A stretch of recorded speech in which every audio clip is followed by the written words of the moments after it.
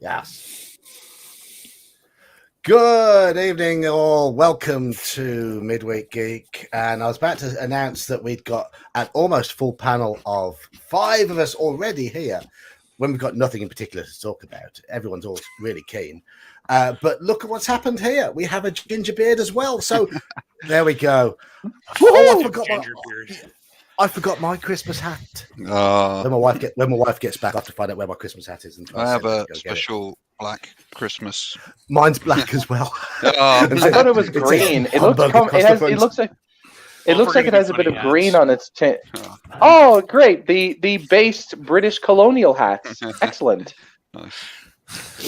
Where's my? Actually wore this to the 4th of July parade in my neighborhood this year. Me and Sean were smart. Our avatars came pre-built with hats. I need no hat. No, you've got a beard. It's crooked today, though. My beard is like sideways. It won't go straight. It's like, damn it.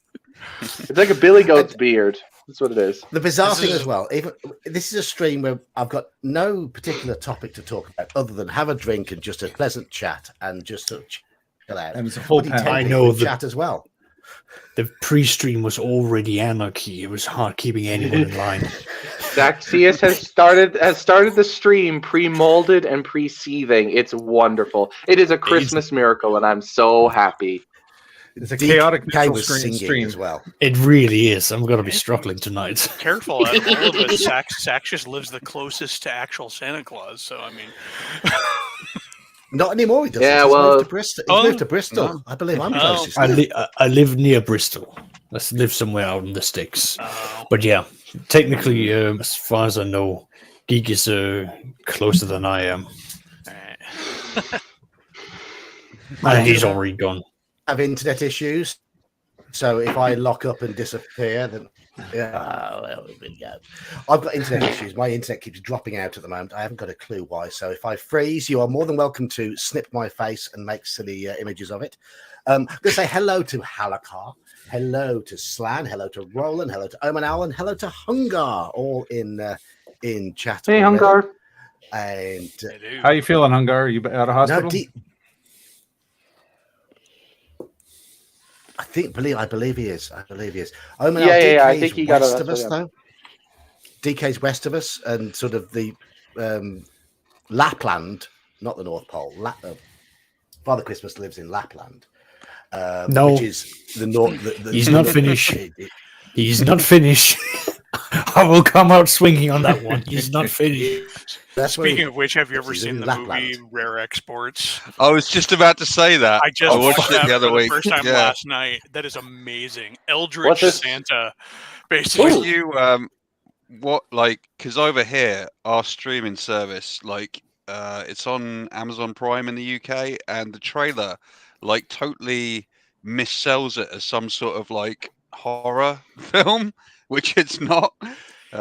It's kind of right up there with almost like Gremlins, I would say. Kind of like in that scary fun kind of thing. Mm. Yeah. But yeah, that was a good one. Kind of like the Krampus movie actually that came out a while back, which was totally a Gremlins type movie.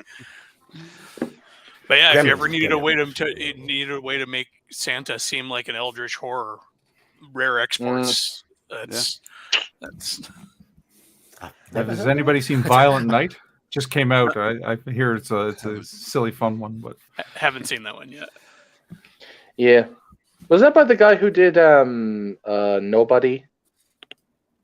I don't know who did it. I know that David Harbour is playing Santa Claus in it, but I don't know anything about it beyond that. Other than that, it's an action movie with Santa Claus as the central action hero. It's like Die Hard meets Santa Claus. Yeah. Well, I would have said John Wick meets Santa Claus, but okay. Topper Claus, but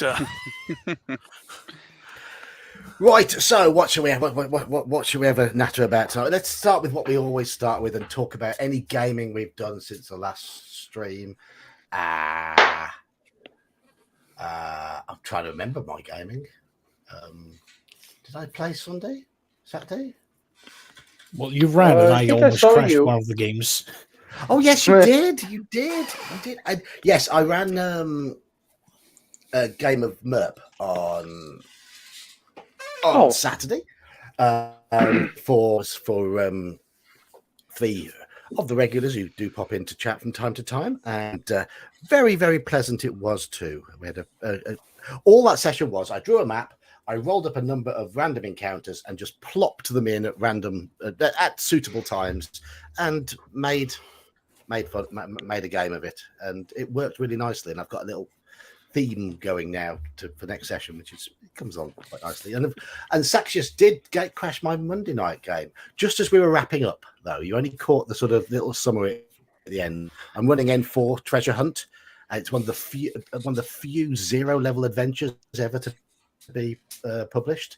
And Saxius, you caught the bit where we were just chatting at the end about adopting character classes, because they're at the position where they can pick their character class.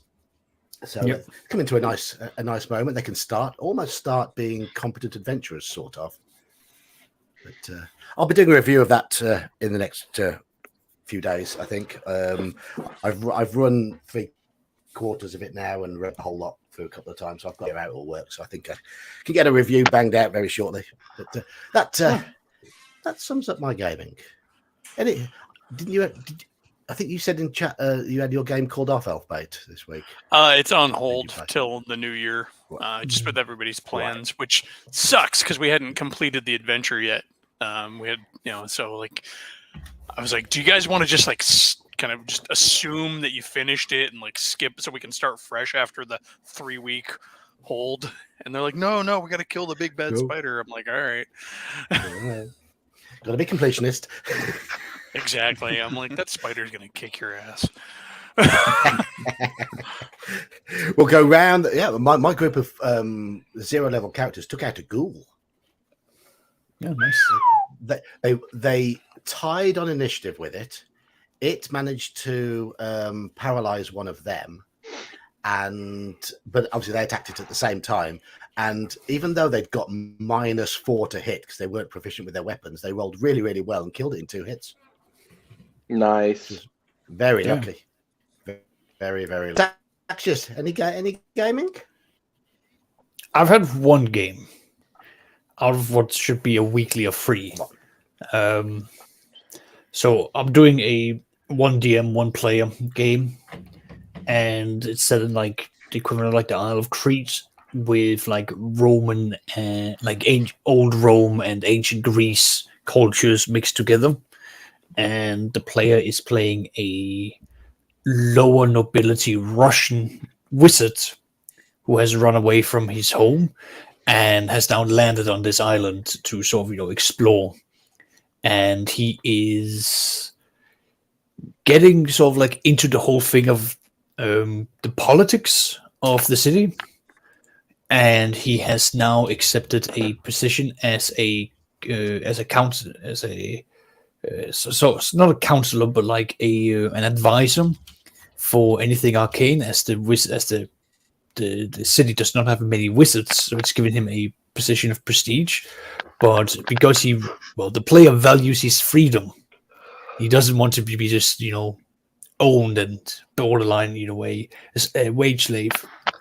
He's had to negotiate and tread very carefully so that he could basically have a bit of freedom and also get some benefits for being hired by this local senator house. So that's his current ongoings, and he has met up with a bunch of NPCs who are going treasure hunting into the jungle, and he's going to be tagging along. So he wants to now start off the next session with doing some research. So I'm going to be setting up this temple where it is going to be like the three sisters of fate inspired, and he's going to learn why there are so many statues of women and why they are in different shapes and forms and ages. It's going to be sort of like built up around that, but I will see if I can find a way to sneak in hints that the equivalent of hags have moved into that area. So yeah, I'm hoping that I can corner him and make him either sell his blood or make pacts with the hacks, so I can really tighten the belt around his neck. I'm just thinking, because you like to torment your players, but if it's just one-on-one with you and a player. Oh no! Let me stop you right there. Him and I, we are as bad as each other. Oh right, so he's tormenting you as well. Oh God, yes. And the thing is, if he dies, we immediately switch over. I become the player, then I have to go through whatever cruel world I've built. So I'm looking forward to it all. That's interesting.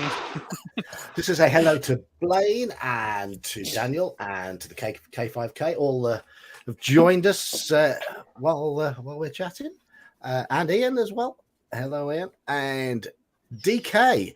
Now you said you were playing a game at midnight tonight our time. Yes, I am. Nothing important to do tomorrow then. No, I'm not working tomorrow, so thank God.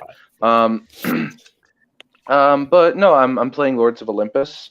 It's a lot of fun. Really enjoying it. My character, funnily enough, actually wound up in Tartarus. Funnily enough, because he was just too damn honest with Hades, and kind of hoped that Hades would be a man of honor and would help him out. And well, Hades, right? Yeah. Yes. No, Hades. No, believe it or not, Hades of the three is the least douchebaggy of Zeus, Poseidon, and him. But he made a promise to his brother, and I said something that would make him have to choose between me and his brother, and well, his brother was more important. Deities and demigod says he's neutral evil, so he's a. but I don't trust. Okay, I do not. I repudiate Gygax's assessment of the Greek gods. He was wrong. Sorry, he's just wrong about everything. He's wrong because he also made Zeus chaotic good when he's clearly lawful good. So yes, known sex offenders use lawful good. Yeah, you don't read Greek myth, and I'm not getting into. I am not getting into this argument with you again, random dude. Zeus is not lawful. Nor is he good. Look. Okay. He is lawful because he makes the laws. Therefore, that doesn't mean he's lawful. No, just if no. he's changing the law every 5 minutes, he's not exactly lawful. He doesn't change the law them up as he goes along. They're not ready. I didn't say that. I said he made the laws. Right? He wrote them down and said, "Therefore, I made them. They're correct. Therefore, he's lawful good." No. I'm not sure how that works. Just no. That is just that's all argument I'm going to give you. It's just flat out. He's also wrong. the guy. Yeah. Well. Here's the problem. You see, I'm glad you agree that the 9-prong alignment system is flawed. Thank you. But yes, K5K, you are correct. We might come to that later. But remember, DK, you're a young man. Wisdom comes with age. You'll get there. Don't worry. Yeah, and you know what else comes with age? Senility as well. So and you're an old puppet wizard, so there's like all straw and fluff in your head. So Well, I never. It's not straw and fluff. It's foam. You also got a man's hand stuck up your butt. So listen, let me tell you how hard it is to play D&D with that condition. I'd imagine. I would imagine, my friend. But even with those disadvantages, at least I understand the alignment system. Oh, I do understand the alignment system. That's why I think your version is fucked. All right, let's move on. Next person. Next person. Go on, Sean. Tell us about your games and why we're still waiting for video caps to come appear. Because I'm lazy and it's Christmas. Fair enough. Actually, I've got the new Night Below all loaded in. I didn't get to work on it today, but I should hopefully have it up either tomorrow or Friday. But we played Team Good. Played on Saturday. Team Good is the sister group to Night Below, so they're all good aligned. And Bob, the assassin from Night Below, has actually moved over there. He's now a ranger in that group. Oh, so they and is he behaving himself? Yes, well, absolutely. He preferred it. It's minor spoiler. Bob the Assassin has met his end, and so the player decided he wanted to switch to the other group because he prefers playing good characters, generally speaking. Oh, fair enough. So they now have a ranger, which they're very happy about. So 2 paladins, a ranger, a priest of Timora, a neutral good thief, and a neutral good fighter. So they're in good shape. The team does real well. So they cleared out a nest of ogres. Nothing really exciting, but good low-level fun. Or den of ogres. And my 5th ed game played on Monday. So not my favorites, but the group's enjoying it. I'm mainly playtesting some OSR style house rules. That's the way to play 5th edition with house rules. Yeah, just trim it back, lower the hit point threshold, and make things a little harder. And yeah, they're having a good time. They nearly died to skeletons and zombies. Yeah, the basic low-level mechanics are fine. It's just got to get those expectations down to a little bit more of the old man level. Yeah, pretty much. Yes. And Ginger, we obviously our Warhammer game is on hiatus until the new year. But have you had any sad to hear. Yeah, what did I do? Last Saturday, Particularist from Pedantic Server and various other places, he runs a game of his own home-built system, Ransack, every fortnight. So had a game of that. Very interesting. We have found ourselves in some sort of... It is like a fantasy setting, but we've ended up in an American Civil War type situation. Which is also a time loop. And I'm playing a wizard who, thanks to picking up a cursed weapon, got turned into an orc, so he can't even speak the common tongue and has to communicate through sign language. And he's also training to be a postman in this bizarre Civil War time loop place. Yeah. It's fun. It's really enjoyable. It sounds very bizarre. Right. We haven't really got a particular topic for tonight's stream, but I did think about having a little bit of a game to kick us off and to get chat involved. Now, there are a few rules. Chat, you can suggest questions for this, but I'm going to say now, I've got veto on the question. Right? Yeah. Politics, like you're gonna have to repeat that. You just cut out entirely. Defend the indefensible. Yeah. So basically, I think you kind of cut out there, but I think I could summarize what you said. Don't be a prick. Basically, yes. That's you. I've nicked this from right. Okay. Well, bye, guys. For a Saturday morning. I've nicked this from a Saturday morning radio show, a sports radio show, where they have various sports people and they have to defend indefensible at the end of it.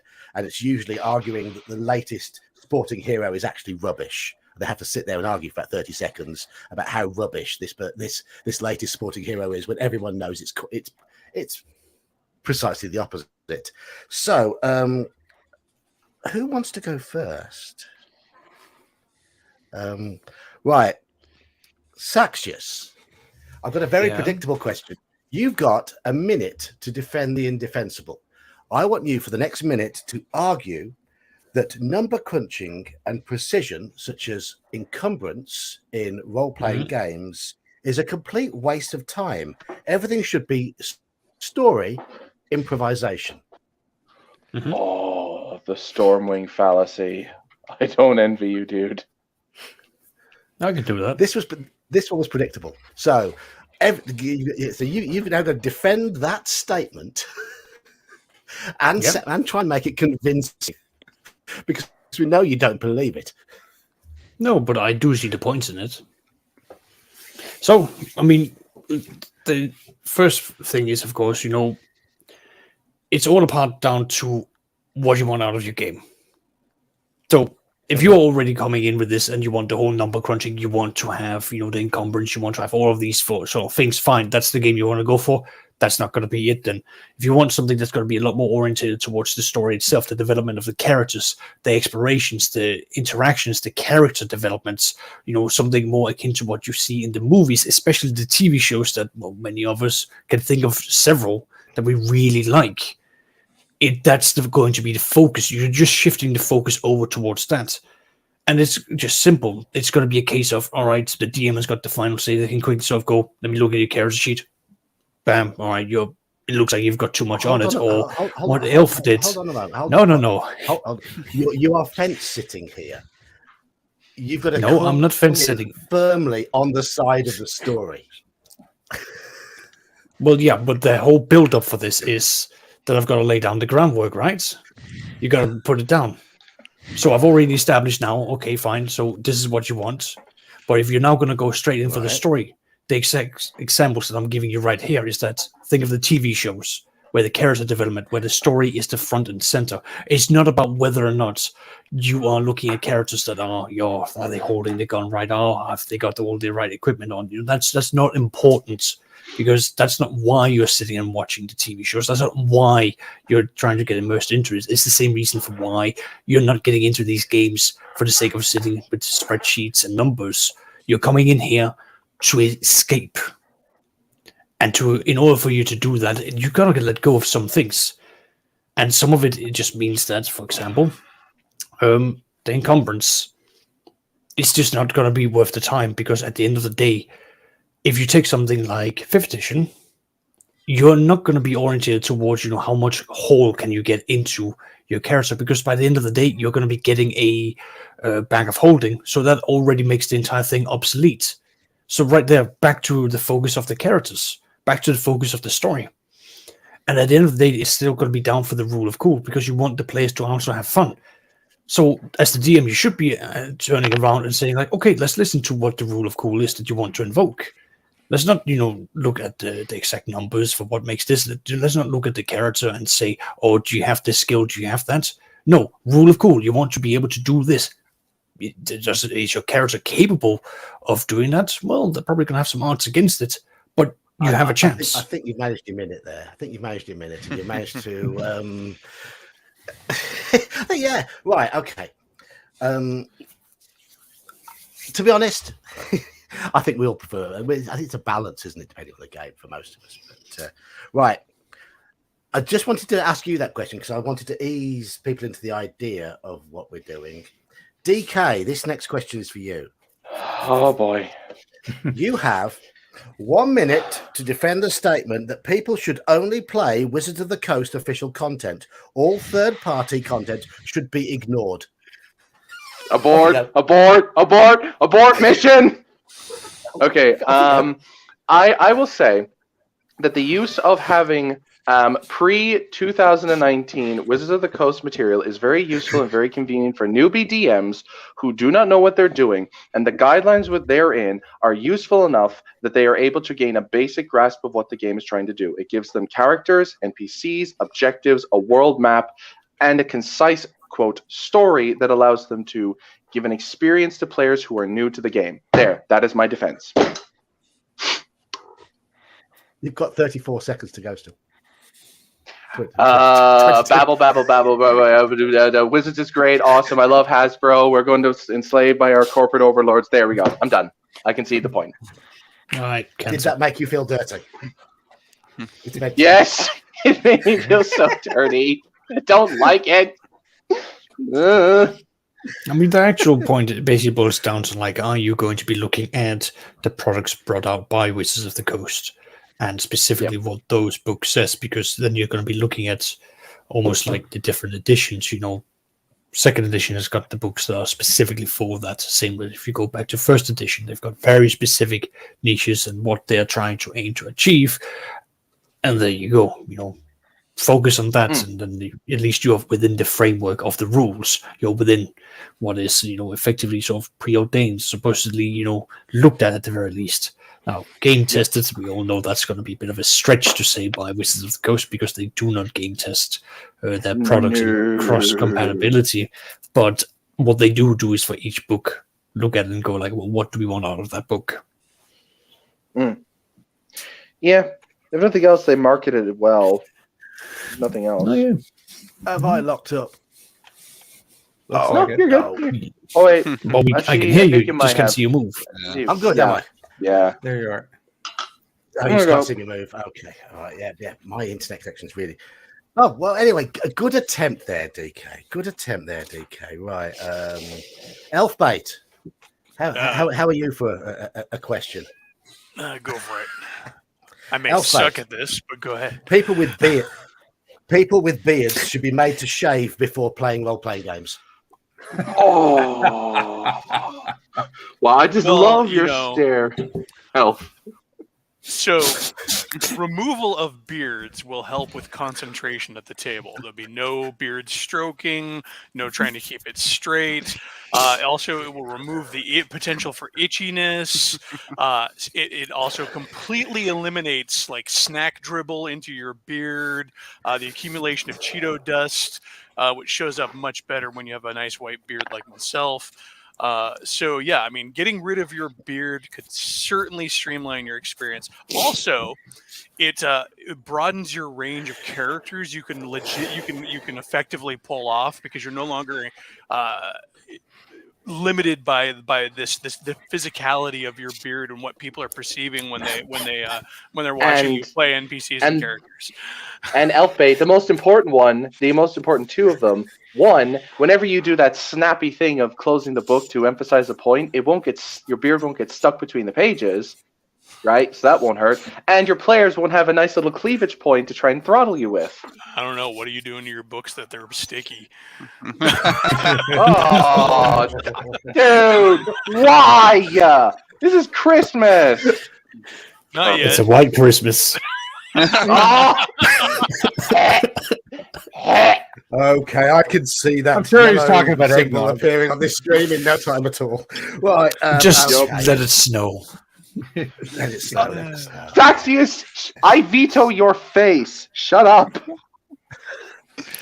So I think hopefully chat have got the idea. These are the sort of questions I want to fling at people. If you've got any ideas for questions, no, it doesn't matter how stupid they are, because we just want to make people squirm on the stream tonight, then fire away. Just keep them relatively sensible in the stream, sort of.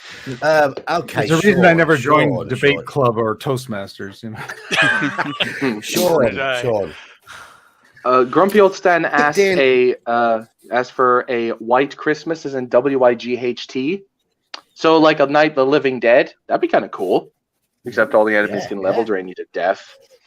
Yes. The way it should be. Yes. Right, so Sean, your question, Sean.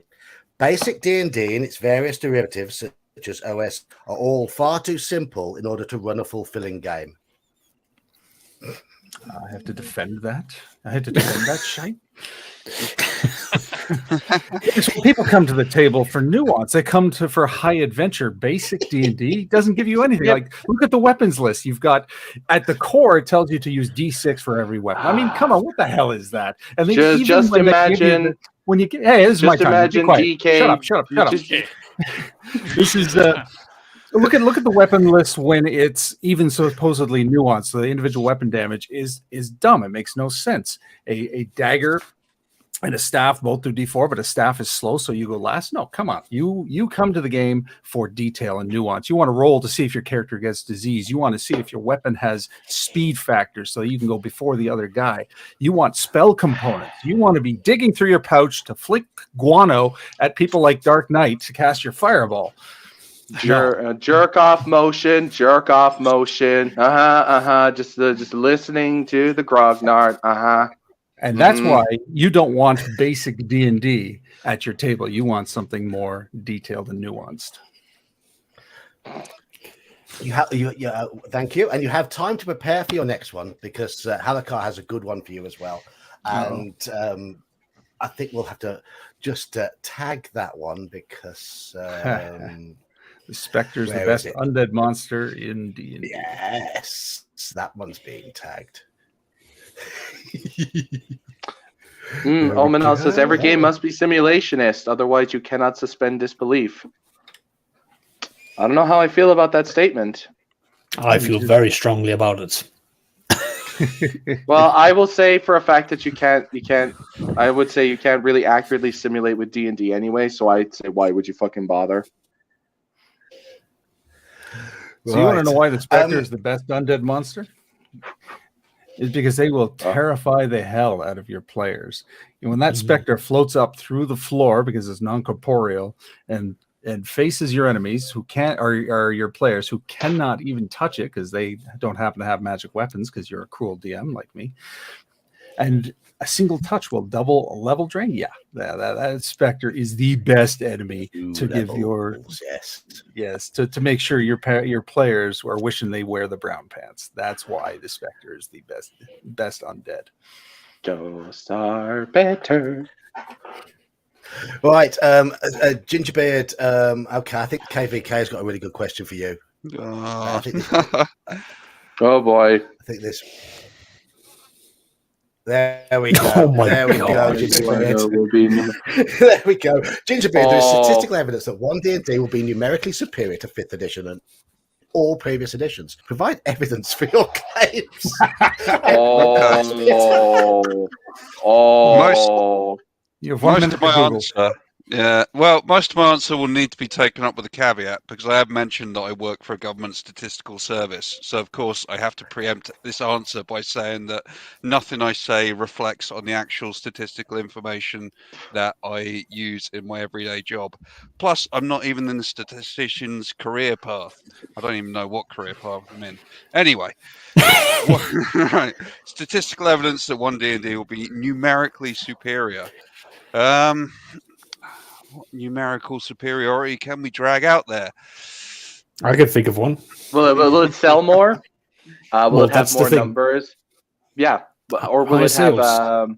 High Yeah. sales, I suppose. Yeah, if they are bolting it on to whatever beyond D&D thing they're going to do, and they're going to be having like subscription-based service, then yes, it will probably have a higher turnover and be numerically superior to 5e and all previous editions. So, yeah, I think because if the plan that they're going after is that they are going after, the easy kind of subscription service, mobile style stuff, but providing the content of an RPG, then yes, they are going to be like counting up the pennies, and it will be superior. You can also count each sale to be for a specific individual, meaning that once again there will just be more people playing D&D. See, we've once again proven that Each D&D is just microtransaction, superior. yes. Each microtransaction is a new person. Yes, there you go. Exactly. Sorry, that was a really dry and boring answer. No, it's perfect. It's perfect because it's a curveball answer, and I love it. It's great. So, has anybody got any ideas for questions? Because I have got one for Omanal if he wants to pop in at some point. But I'm going to say that one. So, if anyone in the panel would like to ask anybody on the stream a similar veined question, fire away. DK, I need you to defend the 9-point alignment system. Okay. All right. How am I going to do this? It How long were makes you sitting things on that? more simplistic and far more childish for people who cannot understand the nuance of law versus chaos. Matt, you got to It's- defend I- it like you I- truly I am believe it. defending it. I am defending it. I am defending it, sir. You I am defend defending it with derisive Oh. commentary. No fun. Make me Fine. believe. Okay. You believe it. Okay. All right. If I actually believe it. Okay. It is very good for setting up the kind of pulp adventure cosmology where there is this balance between all sides. This allows for player freedom to choose which side they want to ultimately win over within the established setting of the world. If they're more chaotically aligned, they may wish to choose chaotic good, neutral, or evil. If they wish neutrality to win out, they can choose any of the three of the technically the 5 neutral alignments. It definitively allows players to say that these you can, and with law, neutrality, and chaos, you can't really do this because they're more abstract and very vague. They're very detached from the world that the players live in, whereas law, neutrality, and chaos tends to allow planar travel because it comes with the implicit Defend or it. Don't explicit explain setup. I'm trying to, because this is why it's hard, because I fucking hate this system. That's the whole point. God, this is actually torture. I would rather have defended the WotC stuff. This is actually painful. I may have to put a pin in this and formulate my thoughts. I think my brain is trying to stop me. Kabuki Kid has asked a question here, and we can all give very quick answers to this. If you were required to play an OSR system by the letter of the rules, which... Oh, I don't own... Oh, you cut out there, man. Mm-hmm. Your you cut video's out there. going, but your sound cut out that time. Oh, God. So which OSR system by the letter of the rules, huh? I have 3. I have 3. Go on then. I have Swords and Wizardry, Osric, and Lion and Dragon. Those are my 3. You'd play all 3 by the letter of the rules. Absolutely. I would try to, yes. If I would pick one, it would be the Red Box basic set, because it is so simple and so smooth and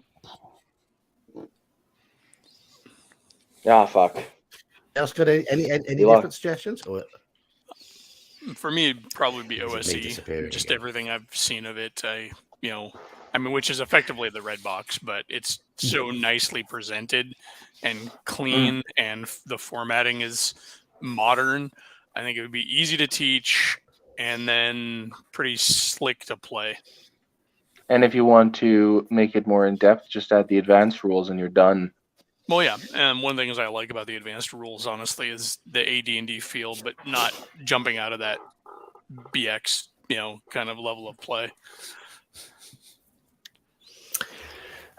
I am going to go with Shadow of the Demon Lord.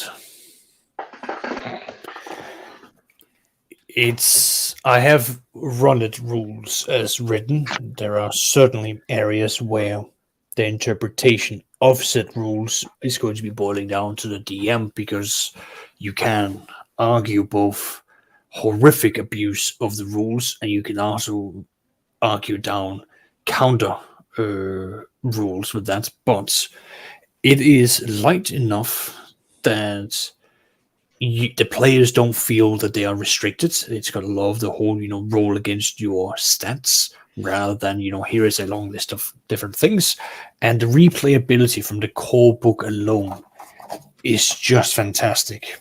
There's a start, there's a middle, there's an end. You always end at level 10, and you can come back and you can pick a different area, and you can just keep on going that way, and you can churn through characters, and they will be very, very different each time. That's the one I'd go for, and it's rules-wise. There's very few OSR games allow me to have the player characters' intestines blow up and kill them,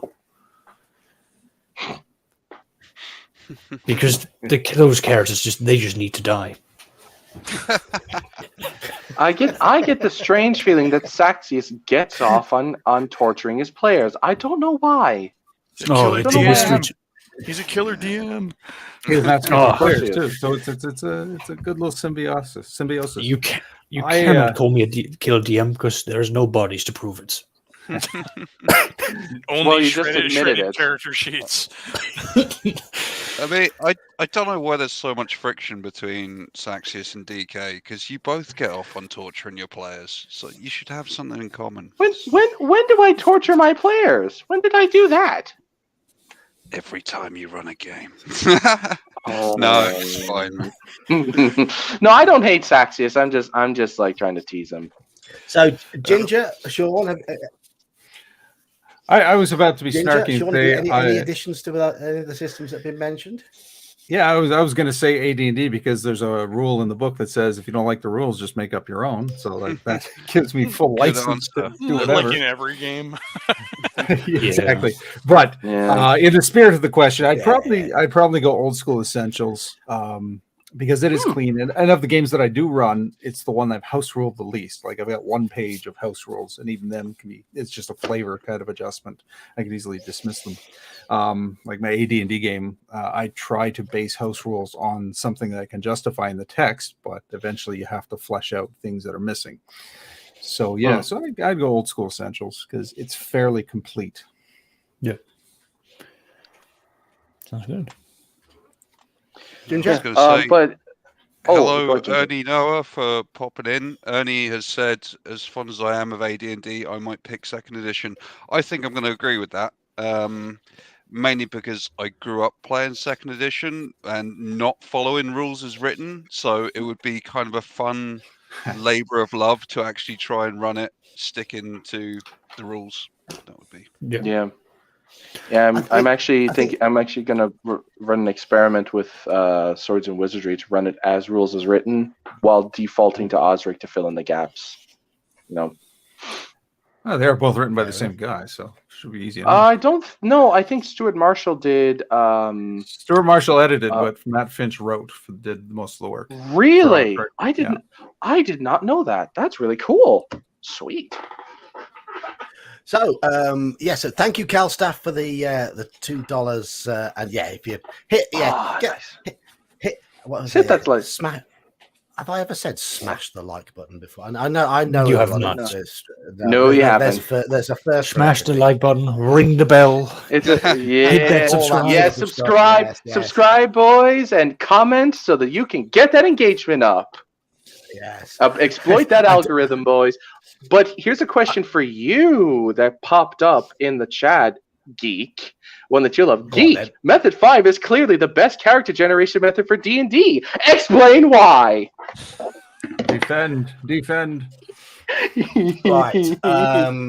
As you are fully aware, I imagine that Method 5 is only applicable for human characters. Non-humans have to use a different method. So that method actually pushes a human-centric campaign, which was the intention of AD&D in the first place. Thus, it keeps demi-humans, multi-class characters, and as fringe cases, as special characters, which in what ways should have been. By keeping it human-centric, you keep the power down at low levels. You can use darkness very effectively in your dungeons because of that dreaded sort of infrared spoils things, and they can see things in the dark, and you wander off themselves, and bonuses rise, and none of that. The human experience of humans, everybody can see them coming. Right. I don't think he was actually cutting out. He was putting his hand over the mic. Yeah, he was intentionally trying to self-sabotage. I think I'm losing signal. So John, so your defense of Method 5 is racism. Basically, yes. I am downloading this stream and I'm snippeting that.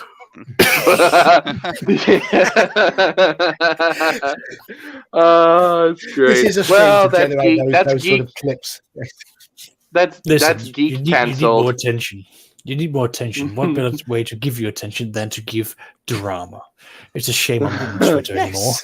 I don't have many. I mean, light-hearted drama is the best sort of drama, though, isn't it? It's none of that sort of nonsense where people go over the top rants. We're having a bit of fun, aren't we? We can tell it's a bit of fun. We can all see smiles on everyone's faces, apart from Sean, who's hidden, and DK who never shows his face. But, everyone else is smiling. The puppet's smiling, but I have to boot up a different computer with a camera in order to go on camera. So that's all right. Yeah.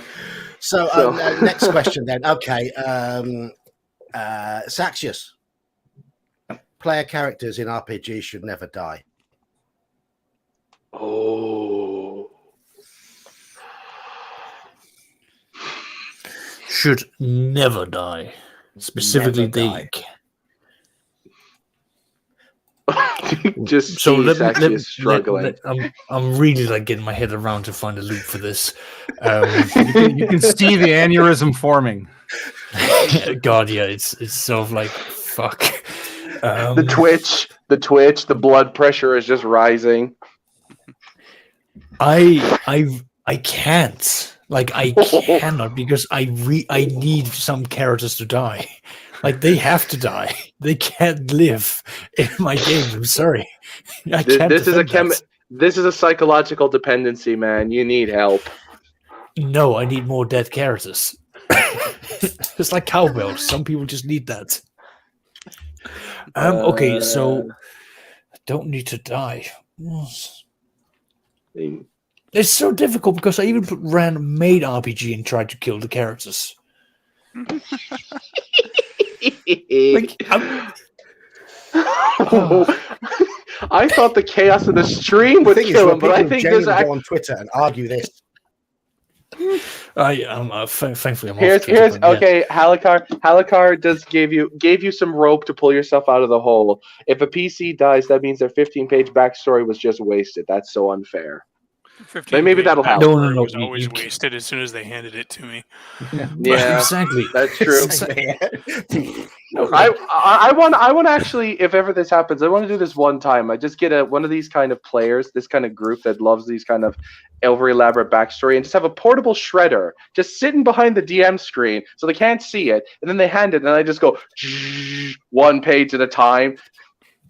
Okay, so to be fair, I'm going to go through that backstory and just pull the bullet points. Yeah, it's like, I mean, I'm not going to read it. Okay, so I might have misinterpreted the question because I was taking off the table the ability to tear the characters limb from limb as well. Because then we're now into we're back into the corner that I can actually appreciate. You said death. Okay, so I mean, you could maim the crap out of it. Right. There Okay. we go. So we shouldn't actually kill them because there is no learning experience in the final death. What they need to do is that you give them immortality and sense of life in order for them to appreciate just how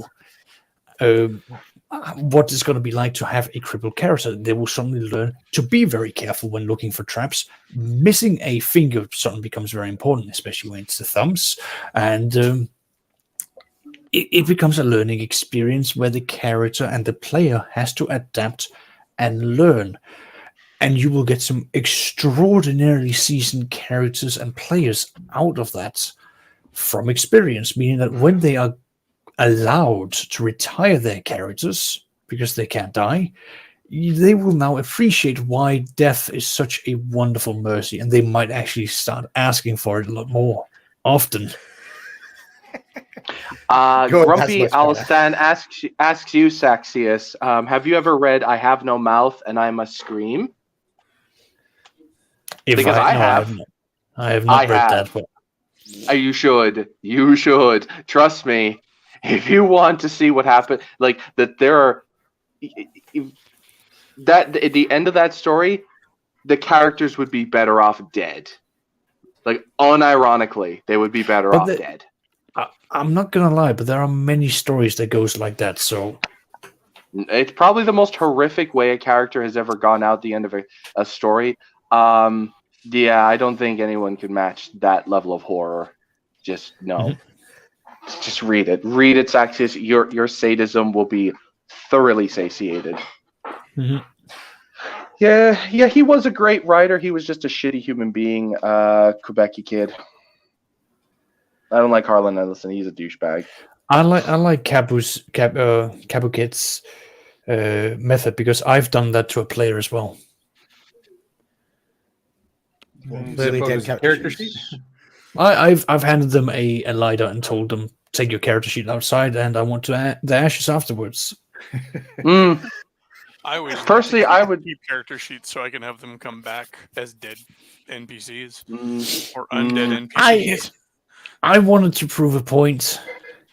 You don't fireball a room and don't measure it. So here's your character sheet. Now go burn it.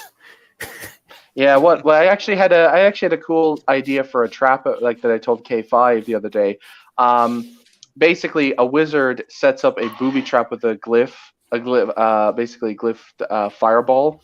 And if you don't enter the combination correctly, if you open the door, there's a bunch of natural gas inside of it, and it kicks off like a fucking 9th level fireball. So that's fun. Kaboom. Then the trick is, join and chat while we're doing. I had a So partner that that's liked to leave explosive runes laying around all the time.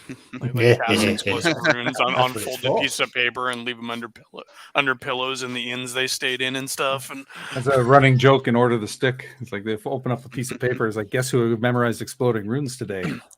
oh god. My players have learned that, or my Saturday Oh. group. So every time I send them a letter, it's like, okay, get the prongs out, put it over here, open it up, get out the cast, identify magic, that sort of thing. Everything is just being Don't ever touch Like- anything. Never touch No. anything when it's underground. Never touch anything. On a complete side note. It's the exact same reason why one of my players whenever I ran 40k, whenever there was a package that was being delivered, he threw it out the window.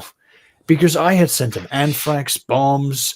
At one point, I even gave him a dress for his NPC lover. But he immediately went, nope, that's not right, and yeeted that out of there. I mean, it was cursed, but the point is, he just didn't trust anything that was sent to him via the post service. Malaki, I'm a bit insulted. Why did you ask that? I guess you have to defend the indefensible now. Go ahead, DK, to defend that line. How did I get on this panel? Luck.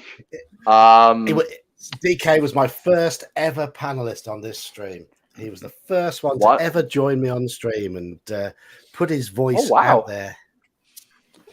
no, we're So there you go. required to have somebody under 30. I know, Malaki. I know you're just messing, man. I know. Dirty. I thought he was a teenager. Oh yeah. I'm 20. I'm 28. I'm almost. I'll be 30 in like 2 years. I mean, fair enough. I'm 49. That way we going can on all think 15, that we're so- relevant and hip. But Yeah. You picked the wrong person if you wanted to get down with the cool kids. Let's be real. We have to reach out to wider demographics, so we need a millennial. I mean, Wow. Oh, I wow. technically Wow. also count as a millennial. Well, so Wow, do I, so, but Sexy. that's not the point. That hurt. That actually. Wow. That cut Who is deep. Who is the other end? Who is the oldest? Me or Elfbait? I think Probably I am 51. you. Oh Yeah. wow. Oh, you're 47, I'm aren't you, 50. Geek? I'm 51 as well. Yeah. Huh. I think my birthday is just a couple months earlier than yours. So, I'm a November baby, so I'm a recent. yeah, 51. September. So So Elfbait is the old man of the stream. yeah, Get him a rocking chair. I've already got one. So Nice. Gingerbeard, a question for you, a statement for you to defend. A DM should never ever drink while running a game. Well, it's funny you say that because as of tomorrow, I will have not had a drink or a cigarette for 40 days. Hey, congratulations. Oh, nice, man. Nice. Congrats, man. Like it's a big achievement. Like I wasn't an alcoholic. So for I Lent, obviously couldn't That's stop not the any impression time. I've been given so far. All right, guys, it's ready to run some D&D and let's do this. I mean, Is that a glass horn? Yes. That is Yeah, a it glass is. horn. He's Swedish, dude. What did you expect? oh, Swedish. Listen, when you finally get out of the German side, you then go for the wrong end of the Scandinavian spectrum. Right, yeah, wrong Yeah, but- Scandinavians. Scandinavian. Whatever. Scandinoob. but no, thanks for the So I congratulations. all. Actually, giving up smoking was the better I didn't one know that, did you? because yeah, Well done. because it was. Well, thank you. It was really, really hard. Like even running like the Warhammer Fantasy for 2 hours when I was still smoking because I have that urge to be like, oh shit, I really want to go out for a cigarette. That's- So that it's made running games a lot easier to quit smoking. I'm just saying, smoking while DMing Warhammer is thematically appropriate in my mind because you're just inhaling all the toxins of the world. Yeah.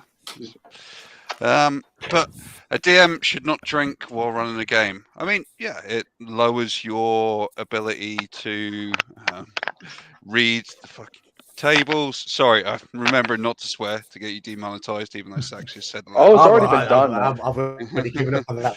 We've been talking about. Dude, we were talking about a white Christmas earlier, thanks to Saxius. Yeah, but that was illusions. That's all innuendo. It's innuendo. Sure, because the algorithm can never pick that shit up. Algorithm can't pick anything up. Algorithm Well, sucks. It's stupid. Oh yeah, I'm a moron. I'm an actual moron. Oy. We keep getting sidetracked on my point. I mean, you know, for as much as we've got these kind of alcoholic heroes like Hunter S. Thompson, Jack Kerouac, all these people we think like, great, they were loaded and they came up with like wonderful creative things. They are the exception, not the rule. So for most of us, when we're doing creative endeavors, it is far better to be sober. I mean, I have run the games plastered. They weren't fun for the players. I've been plastered as a player, and it has had very mixed results. But it's whether or not it's the group that will tolerate it. I mean, I've also had a game with my Saturday group where we, as a group, would just go like, it's fine to crack a cold one and just, sort of let loose. But we then had that one session where one of the players decided that, no, I'm going to start drinking whiskey, 2 hours before we have the game, come into the game, continue drinking. And then while they are out in the hills and stone giants appear because they have a meeting with the storm giants, and they're coming to have an actual event, and the players are there to witness the entire thing. The drunk player then decides, I'm going to cast magic missile on the elder stone giant, and it catches me so much off guard that even when I have to roleplay the elder stone giant, he just stands up and shouts, who cast that? Because I recognize the spell. I know you are decently leveled, but I'm insulted that you cast such a low-level spell at me. I'm impressed. So reveal yourself, so I can at least give you a warning. I'm just going to see if I can find my hat. Just bear with me. Yeah. I think getting drunk at the table is kind of I don't like XP to level 3 too much, but the one note of wisdom that I agree with him on is this: if you're going to drink at D&D, either everyone drinks or nobody does. Because having one player who isn't drunk or one player who is not fun.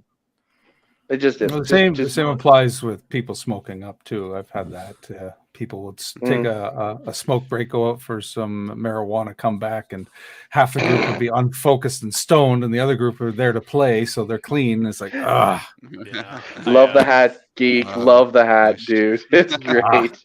When we were still playing in person, we would almost always have some sort of alcohol at the game, but it was never to excess. It was might crack open a cider, and my friend might bring a bottle of mead or something, but a bottle of mead between 6 people is not getting anybody drunk, especially me. No. John Ian McDonald has a question for you to defend. Red Sonja Unconquered is the module Graham Morris wishes he wrote.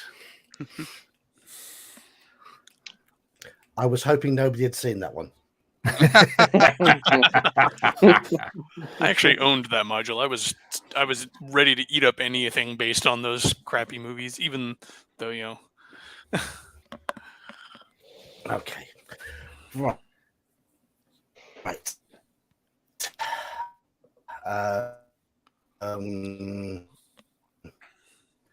Convenient that his internet connection sucks every time he's on the spot, huh? Come on. It's like it's timed. Okay. Now, as we all know, manual Graham throttle is one of the greatest module writers in the history of D&D. But his UK series never really got much traction in America. Just imagine how well known he'd be in America now if he had written those Conan tie-in modules. He would have the audience. He would have a big pension fund. He would be beloved by all old school D&D nerds in America, which of course is where the market is. Thus, his name would be trumpeted out there alongside the likes of Maltby and Gygax, rather than just only known to a small corner of the hobby, those who appreciate quality. Yeah. Have I defended it there? I I would say so. never watched it or read that Red Nah. Sonja, so I've got no idea.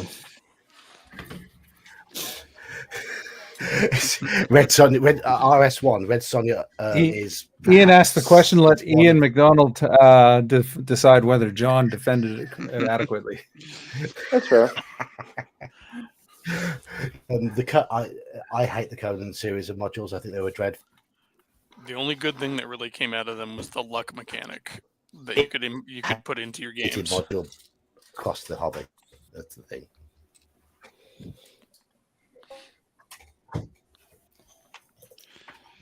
That's good.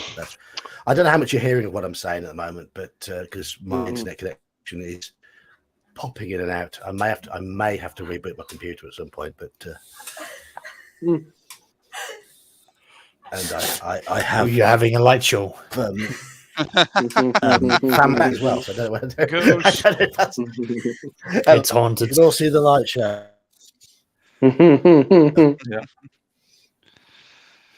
And just like the lights, it's time to stutter. Have you been drinking? Yeah. You've been drinking. That picture's blurred. That'd be a good freeze frame there. Yeah. I'm on it. Nice. No, he's back. Oh, damn. Uh, Almost. Right. Thank you. Any more silly questions? We can continue playing this silly game. I'm going to say it's reached an hour. I am going to tag out because you probably got some other guests who could do with coming in at some point. Also, I'm planning to get up stupidly early tomorrow because it's the winter solstice celebration at Stonehenge. Because confusingly, it's the shortest day today, but they're having the celebration tomorrow, which they don't usually do. Yeah, there we go. Well, Bye, dude. Thanks for dropping by, and enjoy your solstice tomorrow. Thank you very much. And yeah, if I don't see anyone else, hope you all have a good festive period. Take care. Have a good night. Bye-bye. Bye-bye. So Halakar has a couple questions. Did you have gaming group Christmas parties? Never been able to get enough people together for a gaming group Christmas party. Yeah. If Yes, but it didn't have Christmas, any gaming.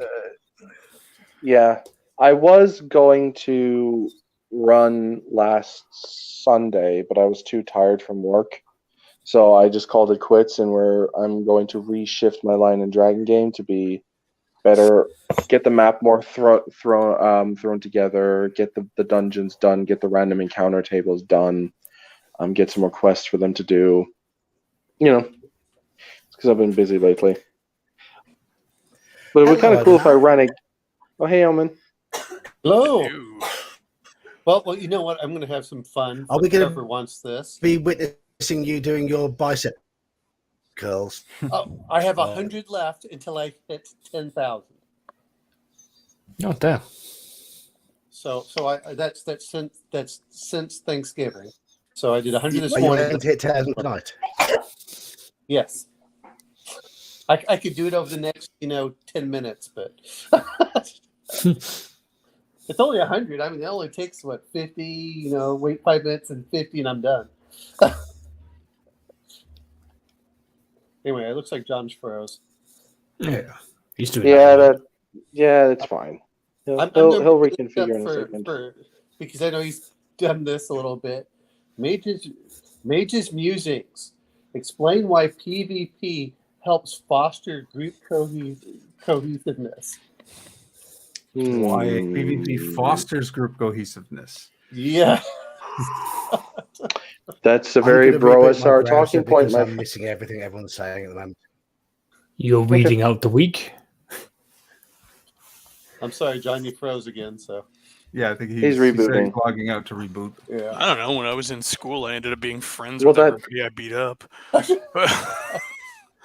PvP Wait, will that kill the fosters... stream if he reboots? Will that kill the stream? No. No. Oh, okay, Actually- cool. Oh, there he is. Oh, there we go. Oh, he's still with us. Cool. No, he's not still with us. Oh, Why online gaming is better whenever you have lag. I'm not going near that one. Oh man. Well, But- it makes it more comedic. It challenges the players to be more intelligent. It incentivizes them to be better at interpreting what the DM Makes is you- saying and Makes you deciphering practice the your hidden breathing meaning. exercises. It teaches you how to pause. It teaches you how to pause and know when to speak. Huh? Or Also just teaches lag you out and patience. freeze. Oh my God, Brian! John failed his save versus paralysis. That's Well, great. Hey, that just means John's not an elf. That's true. No, but it's not ghouls that are touching him, dude. No, I'm a hobbit. Mm, They aren't that short. he's like 5'4". That's not 5'5.5". Thank you very much. so 5'6". I was 2 inches off. Whoop-de yeah. You're almost as tall as my mother. She's the shortest in our family. Hey, wasn't Napoleon 5'6" or 5'5"? Yeah. No, that was propaganda against him. I think it was like No, 5'10". it's actually the propaganda He was was actually average real. height for his time. Yeah, he wasn't. Now the propaganda made him to be like 4'2", but he was actually short. For the No, he was time. average height for his He was about, time. he was about average 5'7". Yeah, the average height was like 5'8" at the time. It's because the French feet and inches that they were using were technically longer than the English. So the English took that and then used their own calculations for that, which made him short by English standards, which they used to mock him, but he was average. Yeah. Yeah. Well, I mean, the French used the metric system, and even Napoleon hated it. So maybe that's why. Okay. No, Okay, he's the one that forced it on him. Omanal, I think Yeah, you need to. yeah. I think you need a question to Okay, defend. let's go for it. Before we go on to Slan, Slan has suggested one as well. But Omanal, I want you to tell the world why you believe Conan 2D20 is an absolute pile of poo and should be ignored by everybody. Oh, because you require a dungeon master that has to be impartial and really wants to make the game interesting. Whereas it sets up when you start using the Doom pool, what you get is you get an adversarial DM versus the players, and it creates that dynamic of competition rather than collaboration. And that's actually what I've heard people argue about. I'm like, well, I can understand that. If you're that kind of game, it's not the game for you.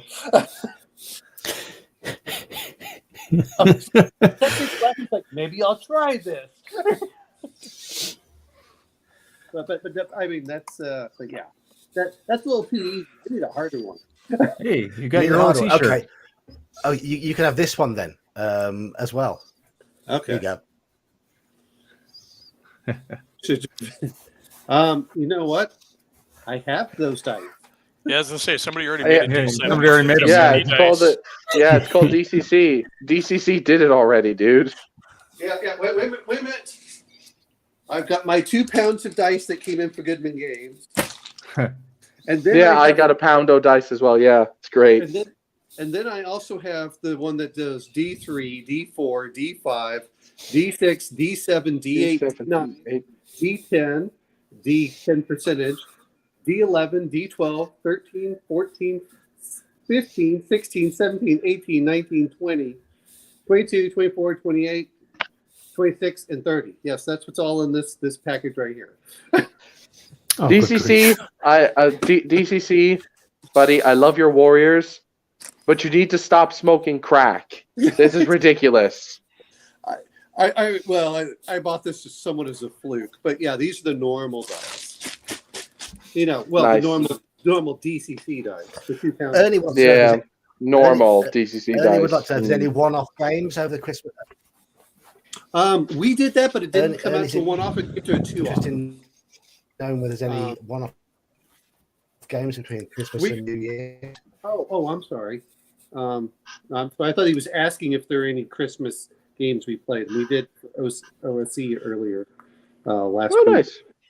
Well, Normally- Ernie, you're more than welcome to post and run one on the Discord server if you wish. It's something I want to try and push in the new year. Is any of you who want to run games on the Discord server? You're more than welcome. Just let me know, and I'll set you up a channel and stuff. There's Yeah, cool. Geek die. Yeah. All right.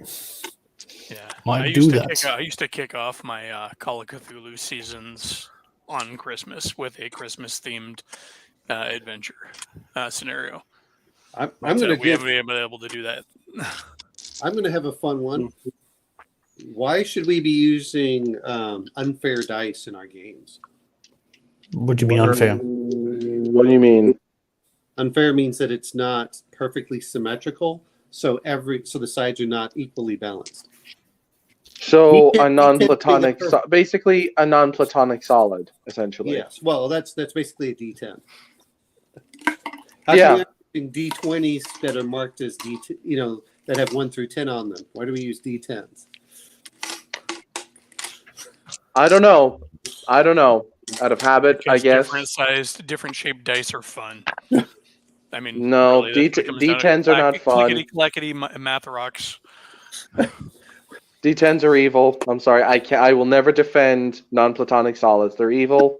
They are heresy, and anyone who defends them should just be thrown on a pile and into a vat of molten dice.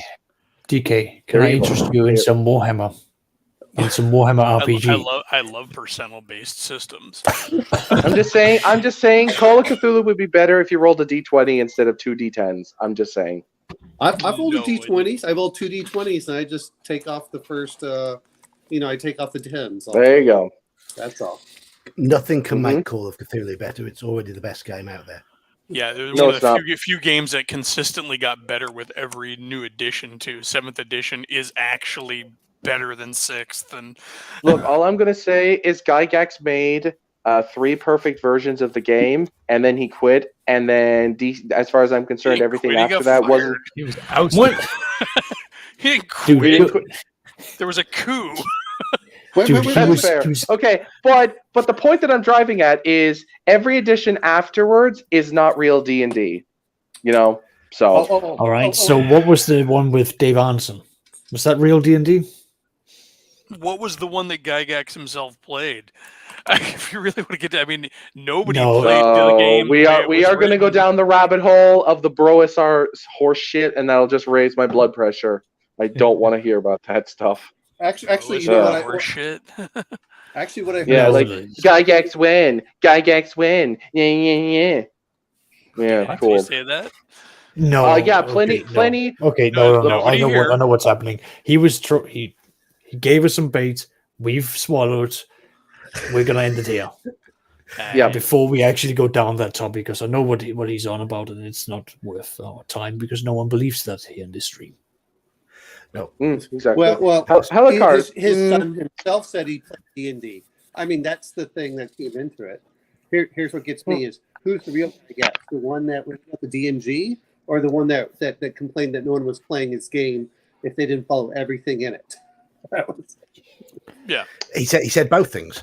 Yeah, exactly. Yeah. That's my point. Yeah. So what year are we talking about? Like 1982 or It 1984? all depends on how much cocaine was in his system at the time. Hey, man, But, we can't- Go on. Yeah, go for it.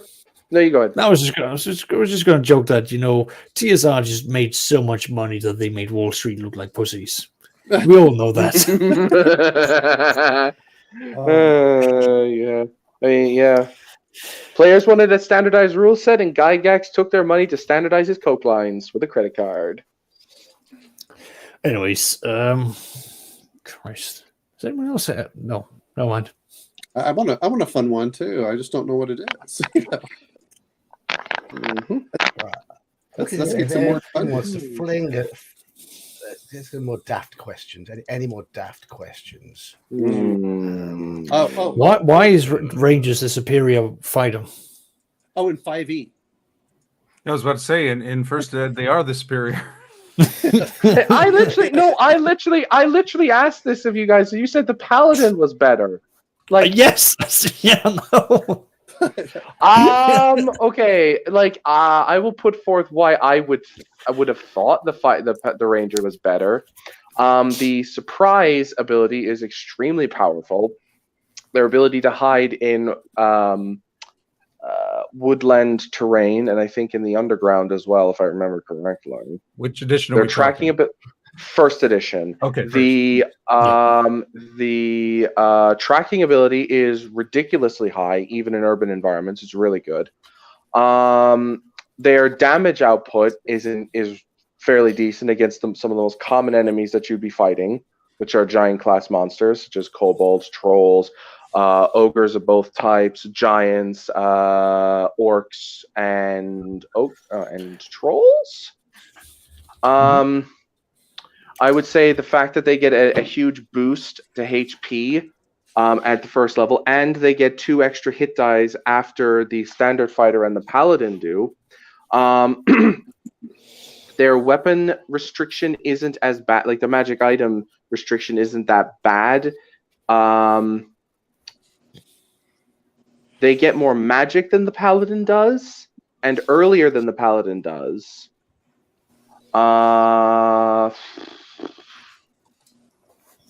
That's it. Oh, I think although they can't use other rangers in their party until they reach a certain level. Until they reach a certain level, they aren't restricted in the followers that they get like the paladin is in their stronghold. The paladin can only have, I think, like 200, where they only can have like 24 rangers, but they can have like more non-ranger followers than the paladin can. So those would be my arguments. I'm going to say this much. Why is the monk the strongest character from 1st through 17th level? Because a first level monk will more often than not beat a 20th level fighter in unarmed and unarmored combat. Mathematically. How? Unarmed and unarmed. I mean that's the thing. We're just going bare, right? I was playtesting it. I was just doing the math, and the monk won most of the time. So if you neuter the fighter, if you give them parity, both are fighting unarmed and unarmored, right? Right. The monk will win most of the time because the monk hits about 75% of the time, and 50% of the time will stun. There's no saving throw for that stun. Right. I forgot about that. That is true. And don't they get like the 5-point? Don't they get the 5-point exploding heart technique at like 6th level or something? No, they get it at first level. There's a percentage chance equal to the armor class of the target. If you succeed on the stun, it instantly kills the target. So, Jesus! That's why a first level monk, even versus a 20th level fighter, at on equal terms, unarmed and unarmored. I know it's practically unlikely in game, but I'm just saying from theory crafting, white room perspective, the first level monk is superior. It's an interesting little thing. So I mean, the monk is a great character. I'm a big proponent of the first ed monk. Can we just take a moment and appreciate the fact that somebody came to Gygax's table with that as a homebrew at some point, and he's like, "Yeah, sure, what the hell." Yeah, thief skills. So never doubt your homebrew stuff anymore, because no, homebrew has fallen far since Gygax's day. Let's be fair. Here's a point regarding the monk. I'm politician and bureaucrat and all that stuff from Dragon Magazine. One sec. One sec, Omen. What were you saying, Geek? A proper low level game of AD&D, the characters will have to run away quite frequently. Yeah, the monk is What is the monk's 50. movement rate? The monk has the fastest movement rate. The monk is not going to be caught by many creatures in that monster manual. That's true. Be prepared to run away and do it, and the monk will keep on surviving. If I weren't going to run my S&W Amherst game rules as written, I would not allow the monk, simply because I only dislike the monk because it is an Eastern style character in a largely Western European setting. That's what most generic fantasy are. I agree with you, unless you're going to be playing something like Lord of the Five Rings or Legend of the Five Rings or something. Or Conan style where they're explicitly monk, or Greyhawk, that's fine. But in a world like Amherst that I've read, it's very like late medieval period, and Europe doesn't really deal with China all that much at that time period. So I'm going to say no. Yeah, it all depends on what you're going for. Like I set my games in a fantasy world, so I don't care if there's a little bit of blending of the cultures, but I get it. I get why. In my games, I've had enough people who liked Asian character classes to where in the campaign world that we created back in my high school days, there was one island off the coast of the main fantasy world that had a colony set up from the trades folks from the east. So it was a way to excuse having those characters walk through. But you could always use the Kwai Chang Caine kind of angle too. He's wandering through. You're a stranger in a strange land. And I'm pretty sure that's the origin of that character class. Yeah. Like if a player, like I'm a bit of a softie. If a player really wanted to play a monk, and I mean like really wanted to play one, I'm like, if you get the stats for it and you're okay with playing a human, fine. And there's the rub. It's stats are if you're making people roll and you're not giving them any boosts, the monk is only going to come across like 1 in every 6 characters. So it was hard to get to alternate classes and stuff back in the day. So it's hard to get monks in AD&D with 4 dice 6. Drop the lowest assigned to taste. In Swords of Wizardry, monks have stat requirements. They're not obscenely high, but they're 3 dice 6 in order. So, I mean, the thing I was looking at was I've rolled one character that would have gotten everything. He could have been any of the character classes. Then I had another with the 4d6. Not, just a little bit of luck. But then the other question, of course, is what is it? Method 3, which is my favorite, which is roll 6 times for each stat and see what you get. And because then you don't get anything really low, but you don't get the really excessive high stats as often either. Yeah, Kabuki Kid, I agree the fish out of water can be a fun thing, but it's just such a culture clash in my mind that it's just too alien. It's too weird for what I want to do. But like, since I'm running it rules as written, I want to run the rules as closely as possible, and the game does not say this is an optional class. It's a bog standard class that humans can take. I'm like, sure, I'll allow them. I'm going to go with Seth Sporkowski talking about the fish out of water. It's okay sometimes. It's a pain in the butt all the time. Yeah, I have a player in my group who likes to make that character all the time. He's like, oh yeah, and I don't speak. Like one time, he didn't even speak any of the local languages. So here's a fun thing to try. Brian James's comment there: European monks live inside a monastery. They don't fight, but make good wine. Yep. Use that filter to justify the character class monk, right? So their combat skills come from drunkenness and speaking with animals because they're drunk. Go for it. I will admit now, when I was a teenager, I've said it before, I was a teenager, I had never heard the term monk to describe martial artist. Yeah, it was the same. My mind went to the Franciscan monk. Right? Yeah, and when I saw the monk class, when I was at 12 or 13, I assumed it meant the sort of person who lives in a monastery. I had grown up with Shaolin monks, watching way too many kung fu films as a child. So to me, monk, that's what you were talking about. But I agree with you. To me, Friar Tuck is more of that kind of, hey, I'll fight. No, I don't even agree that Friar Tuck. I think Friar Tuck is just a fighter. I don't agree. He doesn't do any of the things that we We're talking would about what he ascribe. can be, not what he is. I mean, if it's I mean- so, because I've done it in my before I came up with the idea of putting an island off the coast of whatever. I've also reskinned monks as another one of the divine classes, basically saying that she was just divine energy, that they were, and reframing it in the European sense as monastic monks, and because a lot of the monastic European weapons have sort of are kind of an analog to things that a Shaolin monk would be using.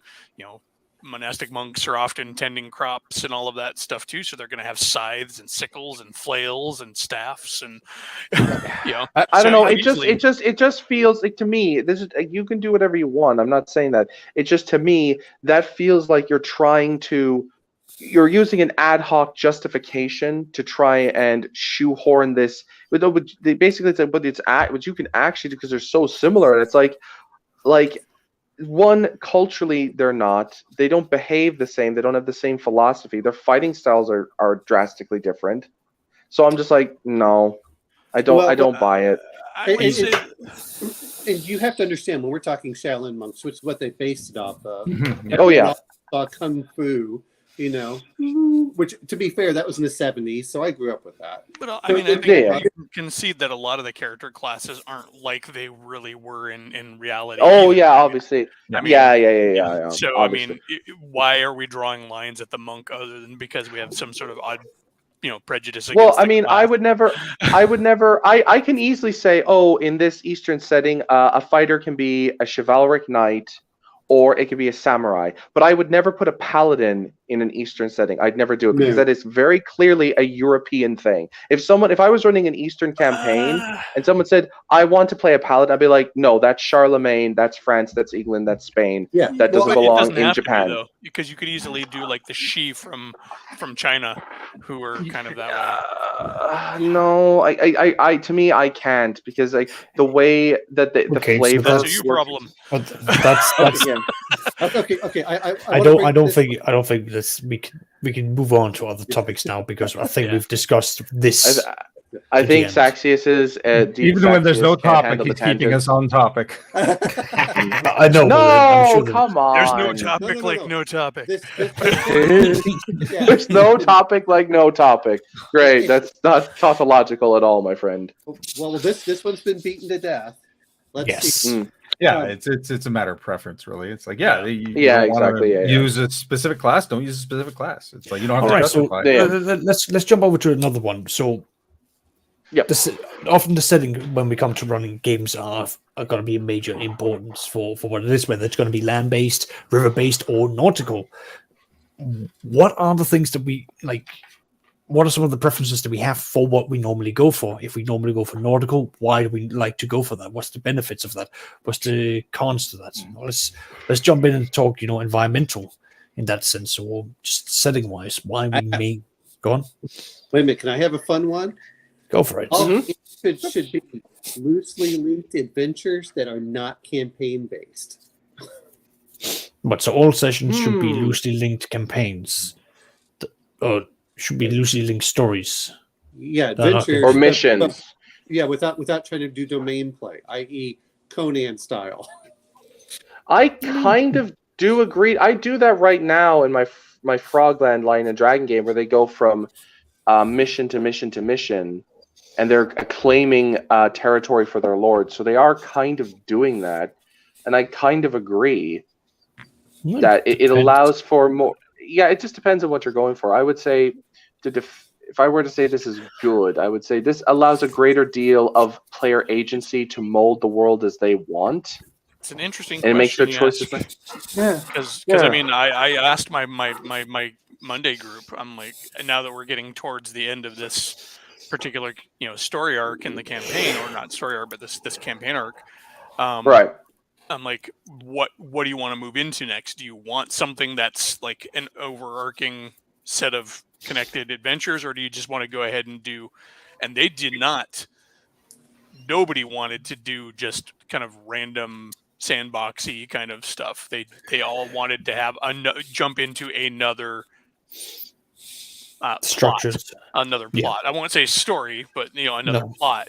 They want the And- structure. They want an end goal. Yeah, so I think it really comes down to what who you're playing with. Some people No. just can't Yeah.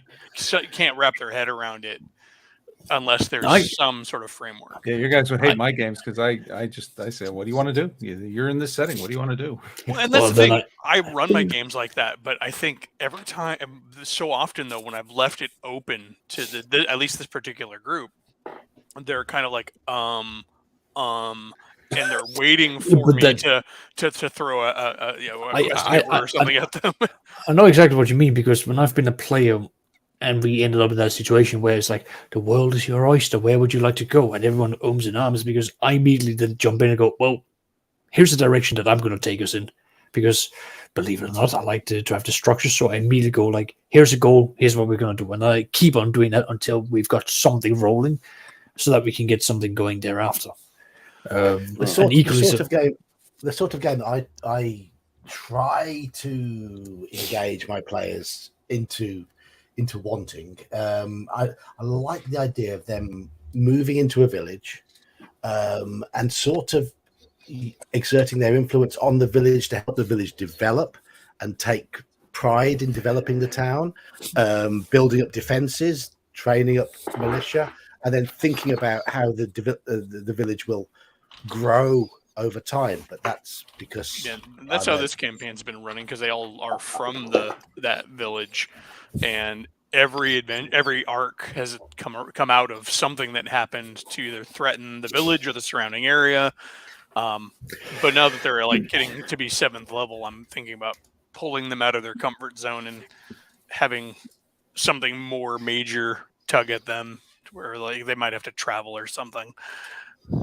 Well, I do like, as Brian is pointing out, when you're saying nautical campaigns, that's something that he's wanted to do, because again, you have to travel from port to port, and then there's going to be what happens in between, and whether you then want to go into the nitty-gritty of resources and food and water, there's still going to be all the things of situations such as you come across unexplored islands.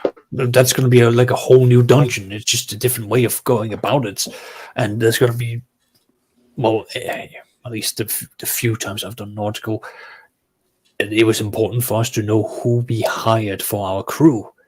If we were hiring people that were Navy men, we're going to get a very different experience. Whereas if we hired just a bunch of press ganged people that we got drunk and got to sign the paperwork, they're very different outcome. My treasure hunt game could turn out like that, because I don't know how much you guys know about the module, but the basic premise is they all start as level 0. They were all captives on a slave ship which is run aground, and it's set in an archipelago with lots of islands dotted all over the place. So if they can get off the island, they will have a boat of sorts to move around, and the potential to develop a nautical campaign or move from port to port. That sort of thing is what could happen. We'll see what happens. At the moment, they've just discovered first level. I actually have a question for the panel. It's not like an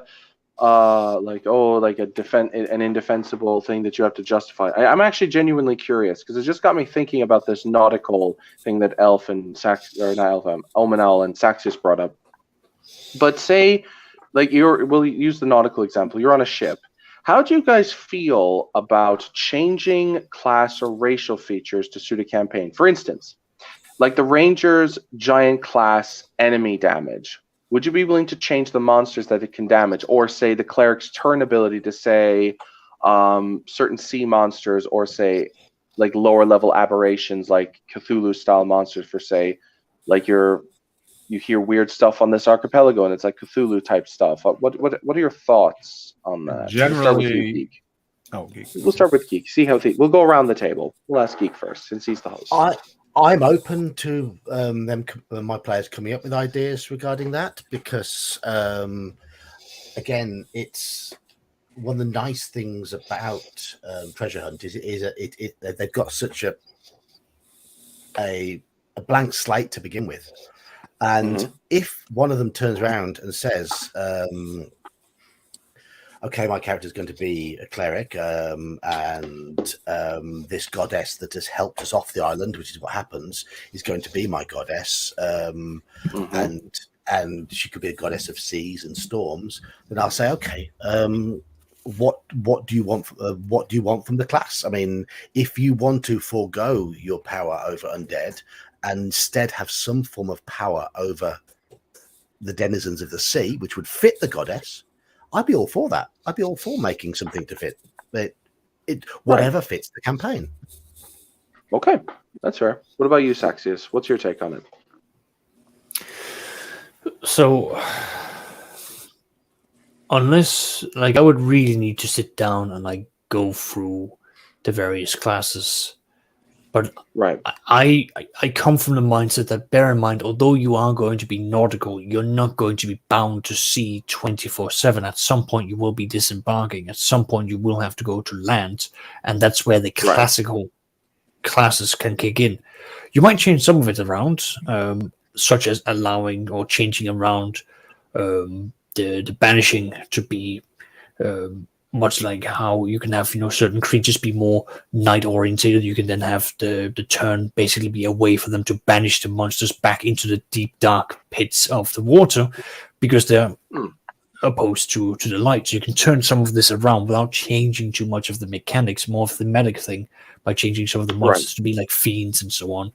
But I'd keep most of it as is because most of it is going to be a case-by-case basis, and it's going to be down to whether or not the group has the drive and the imagination to work within the restricted frameworks that they are put within. Right. Okay. Now, what's your take, Mage's Musings? Well, I was about to say, I mean, back in the day, I probably would have said, yeah, absolutely, I'll cater. Like, I'll create a catered class or whatever. And then as I gotten older and lazier, I'm like, no. I wouldn't, like, for example, I wouldn't offer a player to take an aquatic ranger who specializes in Lokatha and Salwagen instead of the Duragar, like those. Yeah. But Kuatala and stuff. Right. But as Sacha said, I want players to play within the framework, and that's part of the challenge. Is your characters who are normally land based, now they're on a sea adventure. Rather than give them the tools, it's like, no, they've got to figure this out. That is part of the fun, is them adapting. If I was basing a campaign around that and we were starting from scratch, then I might say, okay, you guys. Yeah, that's what I mean. Yeah, I was arguing this from the perspective of that the land. Like going to land was like going to the tavern or to the town to resupply. You're not really going to do it. Just treat the ocean as if it were going into the dry wilderness. You're just doing it via a boat. That's kind of how I was. Right. If I was starting a campaign like that, then yes, then I probably would. I would cater. Okay. But from a normal game, I'm running my D&D normal D&D perspective. No, I wouldn't change anything. They have to play with the options that are available. I'm going to put it this way. One is I would probably ban a couple character classes, just like Ranger or something like that. Number two is I would, why would the cleric change anything? You still got ghost ships and other stuff out there, and there's a reason that you have that turning that you pick the class. And really, the only class I would probably look at not taking would be a druid and a ranger. That just doesn't seem to work out as well. But even then. It's like, well, there's an argument, yeah. Why don't you pitch it to me and tell me what you're looking for? But that you always have the certain character classes, and one is you do go into islands, and it's not that you can't pick a racial hatred or whatever you want to call it, the class group, and so that's what I would go for, and that's my view on this. Is I'm not trying to say it's absolutely yes or no, but what am I trying to change? Now, really, what I'm thinking about here, and I know that Dexter's talking about that, but I don't remember the first edition, but I have the OSC. Well, I use protection from evil, and look at what it says. Enchanted creatures, summoned creatures. The things can't touch you. It's a powerful spell. Yeah. It's a very good spell. It's a very good spell.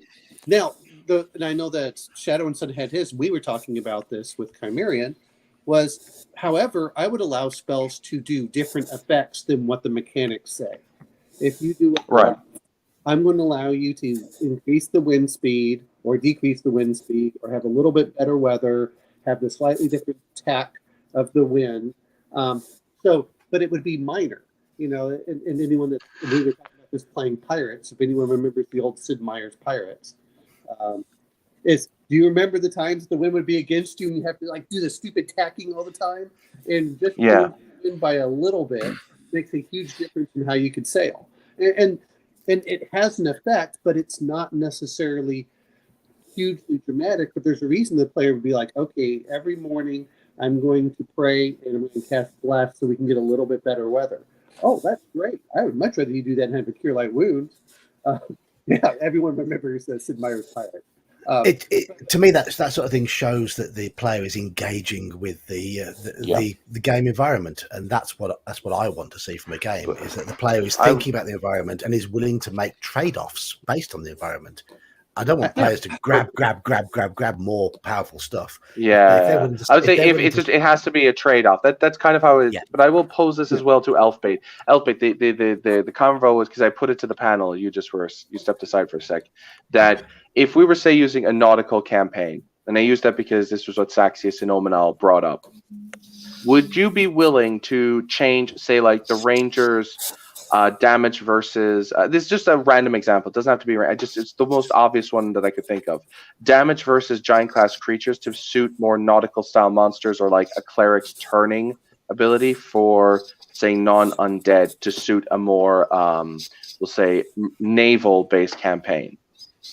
Well, I'm an easy answer for that one because I like to tweak systems and stuff all the time. Okay. I don't think I would change the cleric all that much because because a nautical campaign isn't going to be any less. I mean, if you're playing up to the tropes of nautical campaigns, the pirates, you're gonna not even just pirates, but just nautical themes in general. You're gonna have plenty of undead and all of that. Oh yeah. The Ranger makes perfect sense if the character is a sea ranger or whatever you want to call him, a sea dog, whatever, then it makes sense that he would have different monsters. And to be fair, there's plenty of precedent for that in the history of the game, because there's been Dragon magazines for articles on Rangers for every terrain. And they talk about it. And it's so having had access enough to dragons growing up, I think really gave me a broad spectrum on AD&D, because there were all kinds of articles to expand those skills. And I have actually run nautical campaigns, but in 5th edition. But the only thing that's really annoyed me about characters in that case is people who don't make a character for the nautical campaign. Yeah. Yeah, like a cleric who worships the god of the desert comes onto the ocean. Well, actually, it was just more like, and we made it work, but I had a guy who wanted to play a paladin, and in our nautical game, and his whole thing was he was on a quest, took him across the sea, and that worked also because I guess that's a trope in nautical stories too. The landlubber who's on the on the boat, 7 seas, who's kind of he's the not fish in the water, but but no, this is actually this is actually really good. Thanks, guys. This was interesting. And right there, and I just put up my response. Just first edition, would you give? Well, and I know Shadow likes putting in proficiencies. To me, this is what I like about OSE. You don't really have proficiencies. And that's what I like about it. It's like, you know what? I can determine whether you have a plus or a minus and just roll your stat. And if you're all doing nautical campaigns, you would have your basic skills. Yes, you know how to climb rope. Yes, you know how to tie rope. Yes, you know how to swim. Okay, that gives you bonuses to those things. Things you don't have. Don't have like fire building because you really don't build that kind of fire. And so you're not going to build a fire on the deck. What? I agree with Omenal here. In previous campaigns, I have used those non-weapon proficiencies, the things that you saw in the survival guides and Oriental Adventures, but in my one I've just started, I haven't used those, and I've just rolled on that background table. That's your background, and any skills that you can justify associating with that background is what your character has got a basic ability to do. One of the characters did roll sailor, so he can work out wind directions and how it would affect the weather. He He knows how to can navigate. navigation, yeah, he can tie basic knots, those sort of things. One of the guys, he was a trader, so if it comes to haggling for deals and working out the value of mundane things, he's going to be good at that sort of thing. Hell, with the navigation, he can apply the navigation he learned from sea by looking at the stars. Well, there's navigator is still do that actually one on of the secondary skills. It's a totally separate thing, but I'm sort of the same. I mean, I used to use NWPs in my AD&D game. I eventually got rid of them, but what I did do was player would roll their secondary skill, and then I would let them take 2 NWPs that were suitably associated on top of whatever NWPs they got.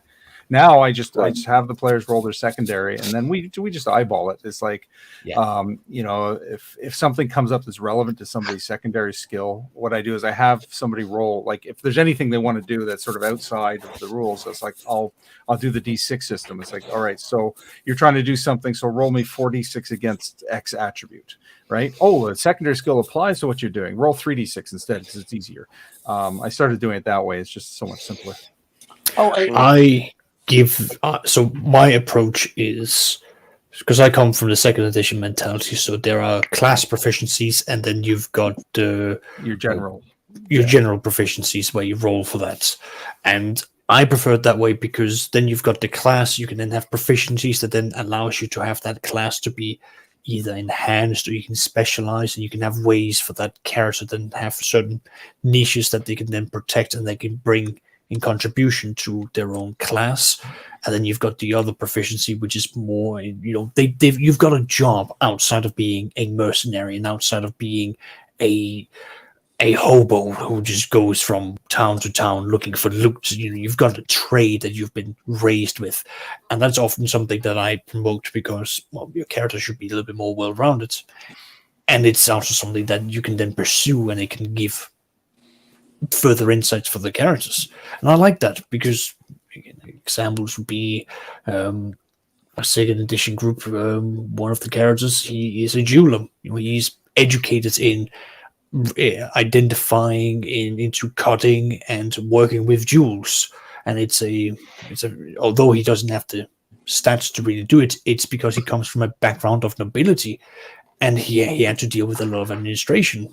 But he wanted to branch out of the administration and go for a more higher end job, for how he can earn his money. And that happened to be that.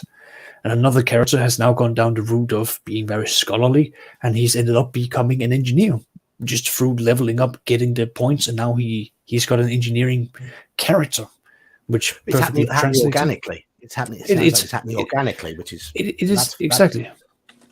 Exactly, but that's because the system allows you to then get more points as you level up, and then you can turn around and say like, well, where's my character been aiming towards? What has my character actually been doing?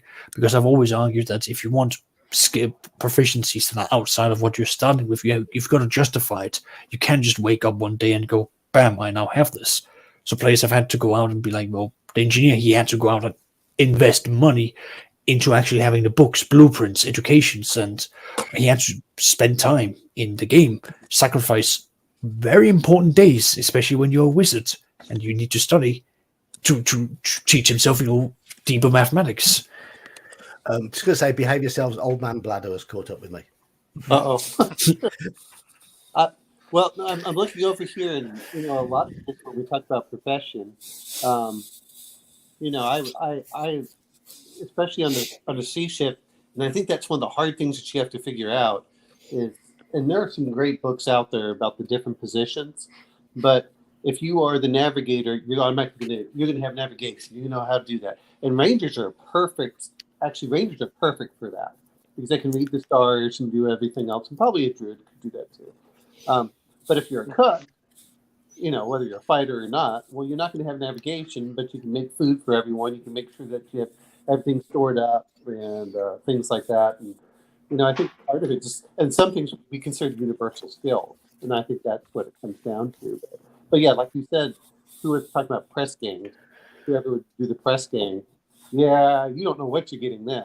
Mhm. Exactly. Hey. That's You know, if you say, and the players can determine: are you a sailor? Are you someone that was press ganged? Well, if you're press ganged, you can pick any profession. If you're a sailor, then you get a limited number of professions. And Yeah. I think that's a good way of doing it. And it also depends on what level you are. Well, what does navigator require? Well, you have to be at least this level. Oh, okay. At that point you can select navigator. And maybe that's the way to do it. I don't know. There are different ways of doing it. I like and I don't know if you guys have all looked at 1E in the Dungeon Master's Guide. 5E, the Dungeon Master's Guide. They actually recommend doing that in one of the optional rules. What, press ganging the players? oh yeah. Yeah. But the profession where it's instead of we could either roll attributes, or it could just be whatever your character's background is. The DM says whether you're skilled in it or not, and that's the way I like it. Is let people be kind of free at it. The older I get, the more I just want to have to deal less with trying to know what every character sheet is and what skills do you have. To me, it kind of slows down the game. Yeah, I mean, even in my 5th edition game, I've got a character who's the son of a clockmaker. It's not in his proficiencies or anything like that. It's not in his skills for his character, but a few times he's like, well, can I examine the mechanism on the such and such? And did I learn anything from my dad, that might help me here? And I'm like, all right, yeah, sure. Yeah, Or, I mean, roll for it, I mean, like that's why, like in Lion and Dragon, they have prior history stuff, and not all of it is like.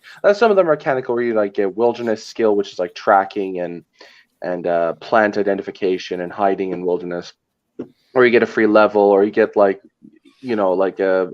skills. But sometimes it could be like you fell in love with someone outside of your social class, or you were cursed, or you had you were born deformed, so you have like stat adjustments, or that are beneficial and detrimental. And I like that because it informs what kind of character you could play as, and I like that kind of stuff. I know my wife gets away with murder with her character being the daughter of an innkeeper and having grown up in like this big inn. She's like, did I ever hear anything about these creatures? I'm like, damn it.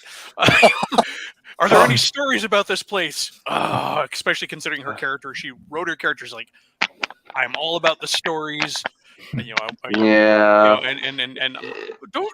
I mean, she has a character background for her character. No, I mean, that's her character, and that the thing is, it's funny is it's like she makes good cases. She's engaging. But how accurate are the random stories she hears in the pub? That's what I get to play with. It's like either that or you may have heard something, or you've heard 3 different versions of this. Yeah, I've done but that that's the thing.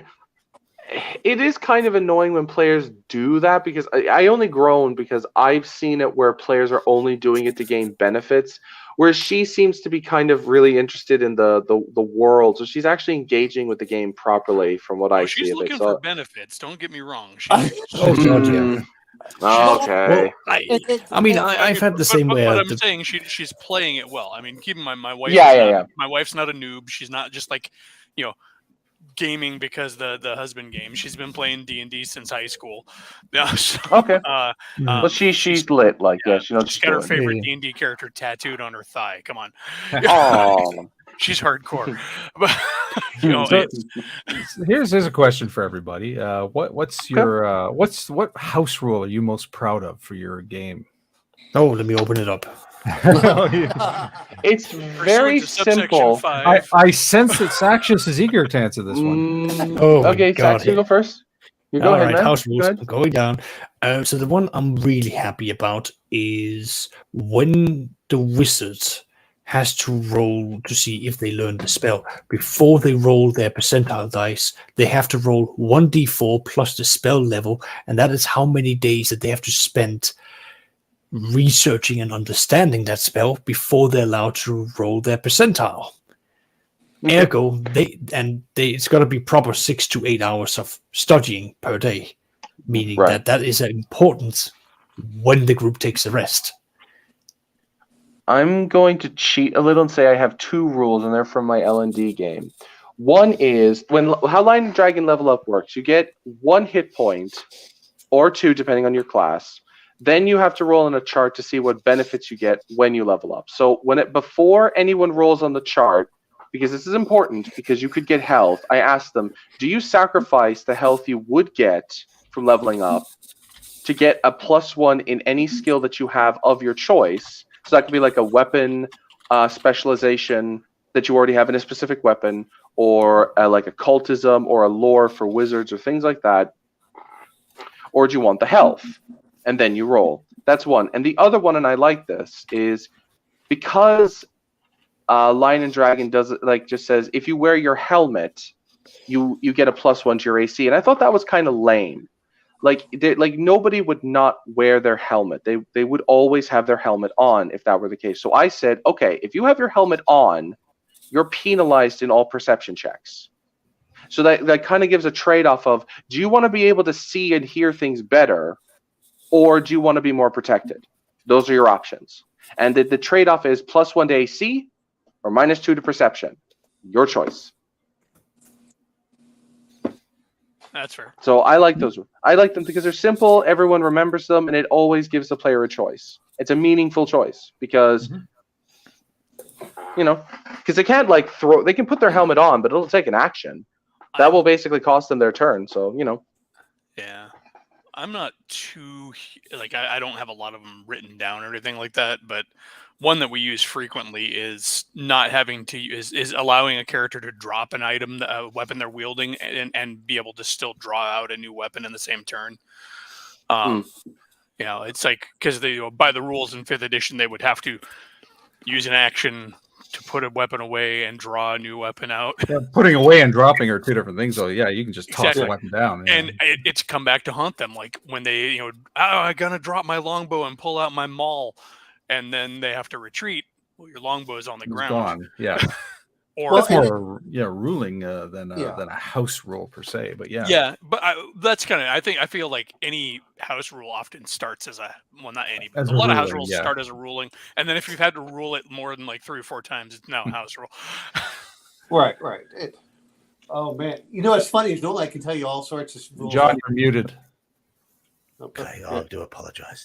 Oh, there you I go. think that's fine, quite apt. That's quite apt because seeing there's dual lumens here. Because a couple of sessions ago, I do remember one of the characters fumbling their longbow while trying to take a shot out of cover, and then they ran away. And I'd said in the fumble that they got their bow tangled up in the branches of the bush that they were hiding in, and they ran away and didn't recover the longbow before running away.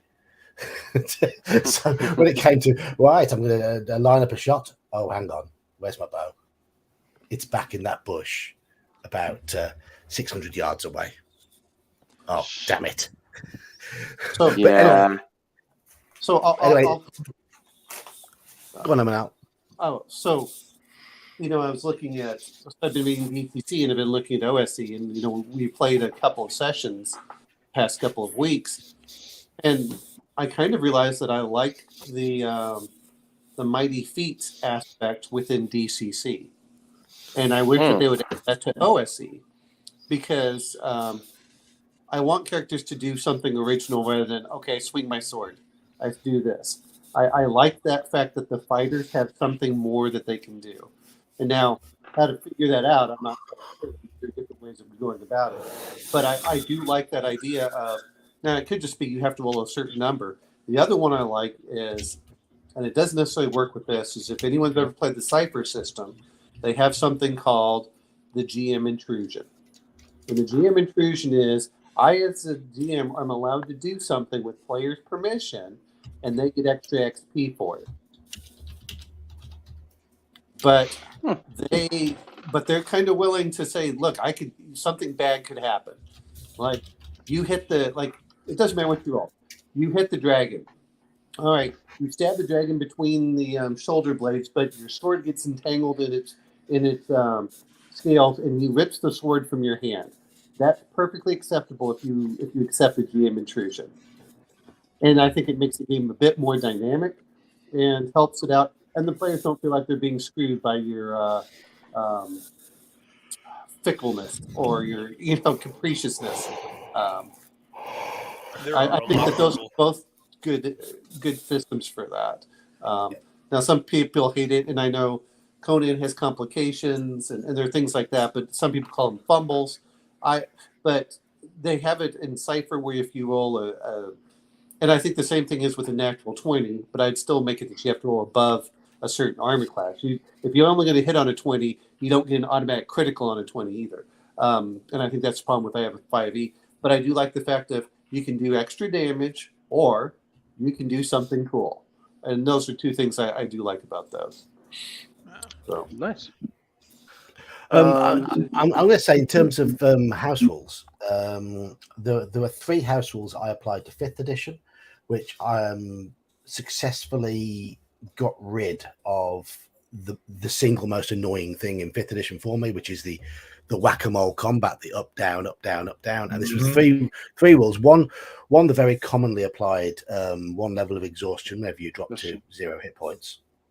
But the other 2, I removed all ranged healing effects, so healing spells are all touch, and I added a round of stun. If you were knocked down to 0 hit points and healed, the next round you'll be stunned.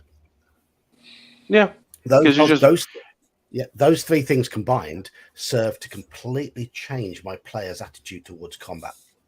The other part is with 5e is whenever you hit 0 hit points and you get healed, you lose a level of exhaustion. That's yes, the other. I do that. Yeah, yes, I do that. Yeah, that's the common one, and I added those extra 2 ones to make it more difficult to heal and to have to recover from the stun. And my players, if I run 5th edition, they now have to think about going into combat. Is it worth it? Because that adds a real. Yeah, it's definitely worth having that for something like that. I have actually another question because I just saw a comment on someone bringing up that many movies have D&D vibes. I've got that flagged, yeah. Yeah, I was about to say, but I've got a different. Name a film that you think encapsulates the D&D vibes, and I'll start. The one that I've seen that most describes a D&D game is the Brendan Fraser film, The Mummy from 1999. Okay. Because it is quintessentially a group of adventurers in a pulp-style world going into a dungeon to get an ancient treasure. You see traps in the form of like one of the most sadistic ones that I'll always remember is the pressurized acid salt. And what was cool is that like you even have the rival party trying to get the treasure as well. So you have 2 D&D groups in the dungeon trying to race against time to see who gets the treasure first.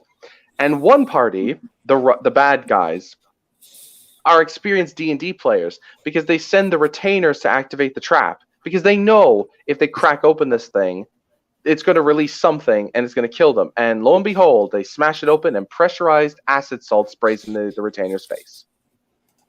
Oops.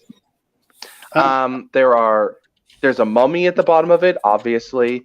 There's undead. There are man-eating scarabs everywhere. There's gold.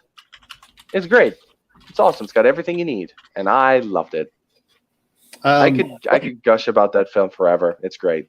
There was one which I think they kind of based on D&D. It was a British film from the early '80s that had like an elf, and he just shot as fast as he could. Tomahawk the Slayer. That was the one that I was going to throw out. That's such. I will add the caveat. No film with the actual D&D name attached to it. I mean films that just have a D&D film that aren't explicitly. I know what you mean. Tomahawk the Slayer is not a D&D movie, but it is probably one of the best D&D movies. A party of different characters with effectively different classes. You have demi-humans in there. You have an NPC that gives them kind of their quest at the beginning. There's a bad guy. There's multiple encounters that are framed out throughout it. You have, they have to seek the help of another NPC to get aid. They have to plan and plot to accomplish their goals, including side quests. It's very much a D&D movie. Yeah. Hawk the I think it even has like orcs that look like the orcs from D&D. I mean, no, there are no orcs in Hawk the Slayer. It's all humans. No.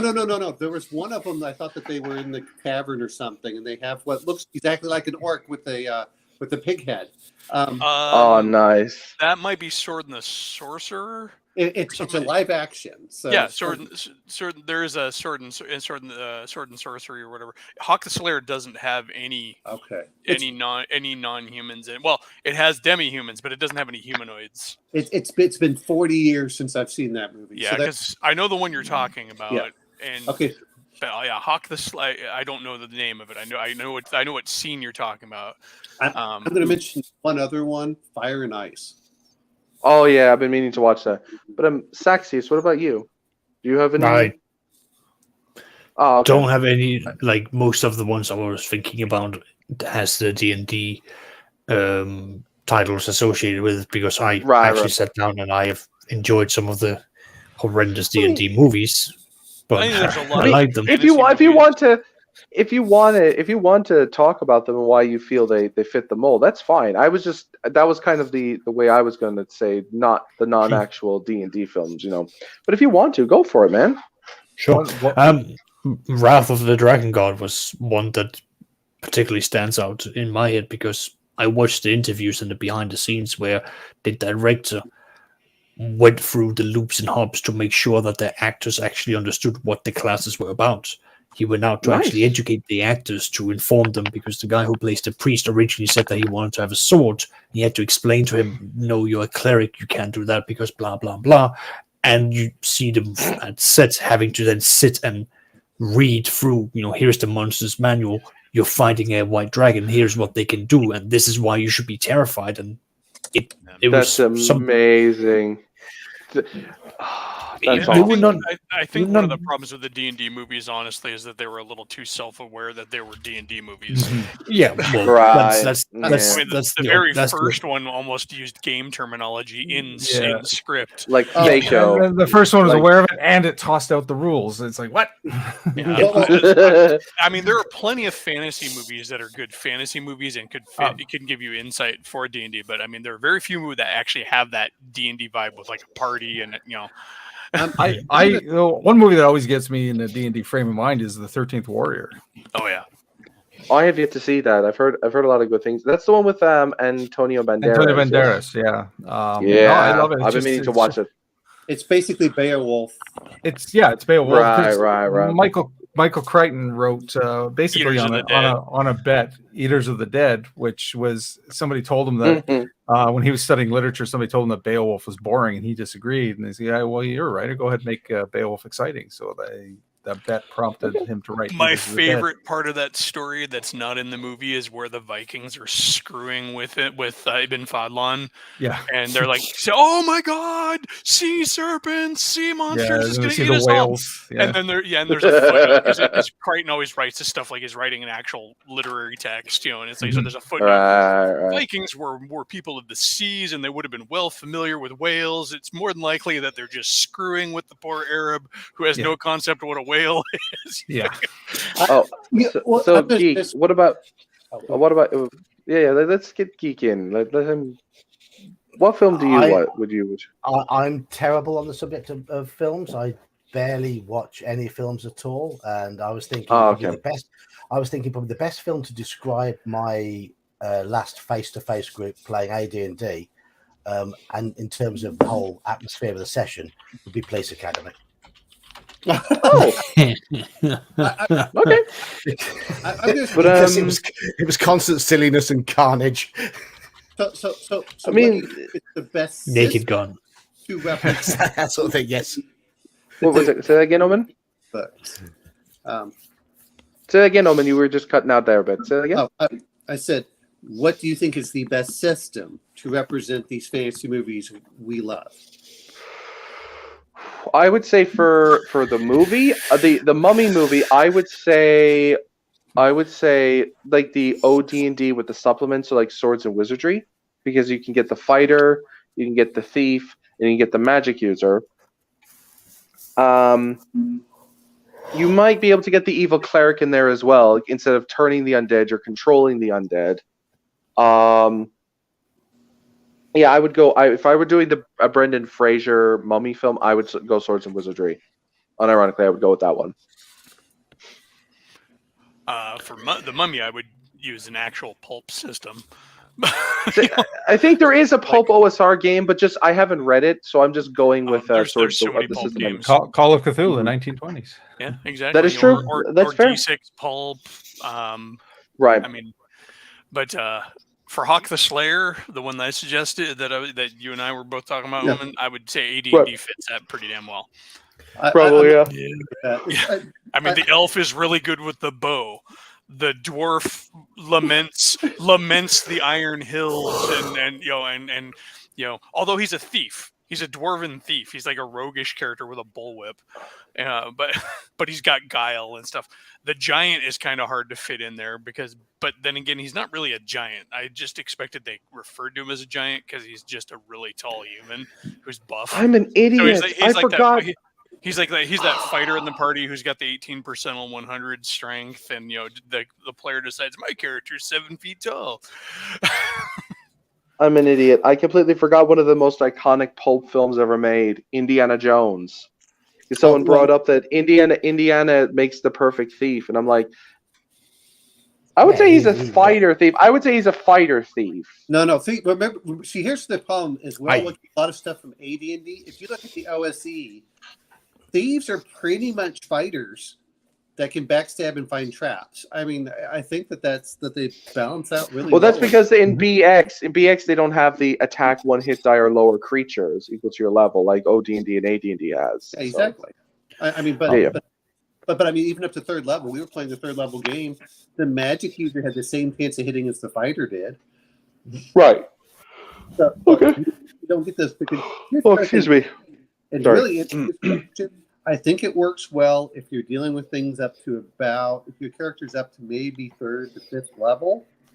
But once you get beyond that, they start getting a lot higher. Well, the part of the problem is that the monsters get a lot more hit points, so it takes longer to go down. So it gets, if it's very short and they have low hit points, you can describe the action and make it kind of visual.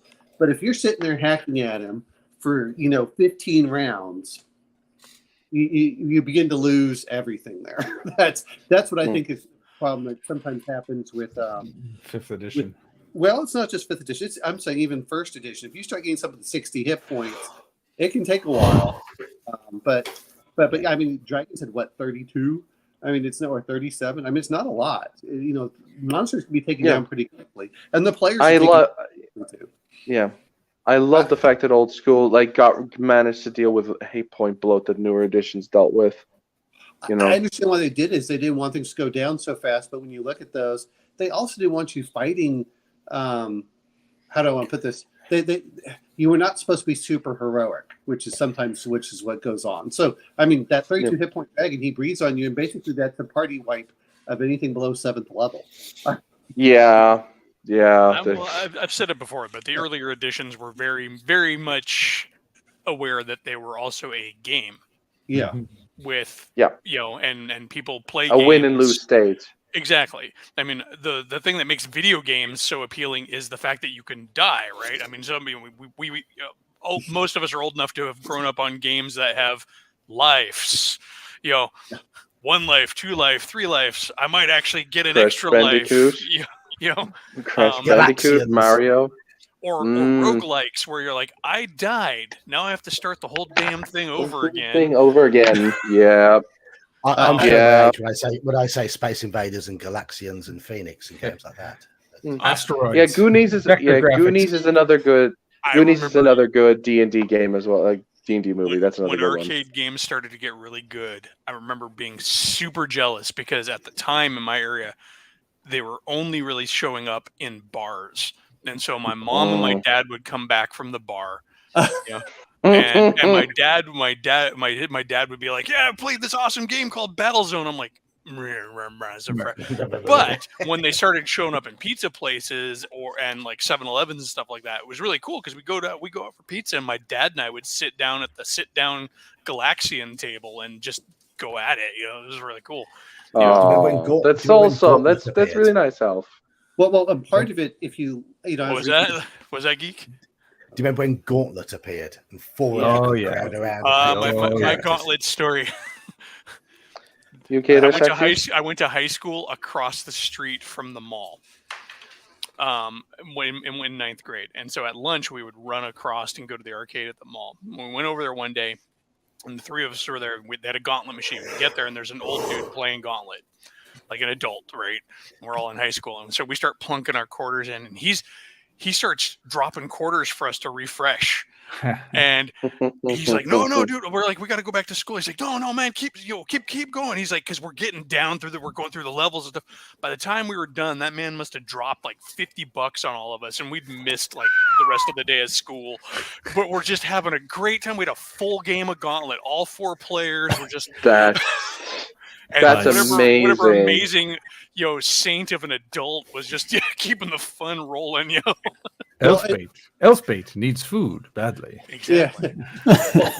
Were you okay there, Sexius? You all right? No, yeah, I'm fine. I'm Now just I've got making sure you're nothing to not being contribute. left out. I just don't want you to feel left out. That's all, man. But I was going to say about this point here, though, about the game being compatible with the actual visual experience. I'm going to get all serious now, and I'm going to say that a lot of that is on the DM. Yes, the game mechanics can help, but if the DM is capable of creating a visual experience, then that's what matters. And that's why I like Call of Cthulhu. I think Call of Cthulhu is such a slick and easily applied system that it gives the DM the massive amount of freedom to describe more cinematic encounters, more interesting experiences, and really try and get the vibe of the game laid down.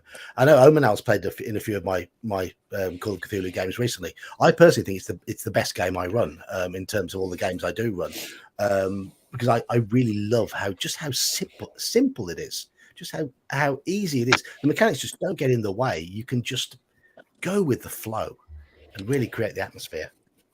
So it's very pro DM adjudication, essentially, is what you're saying.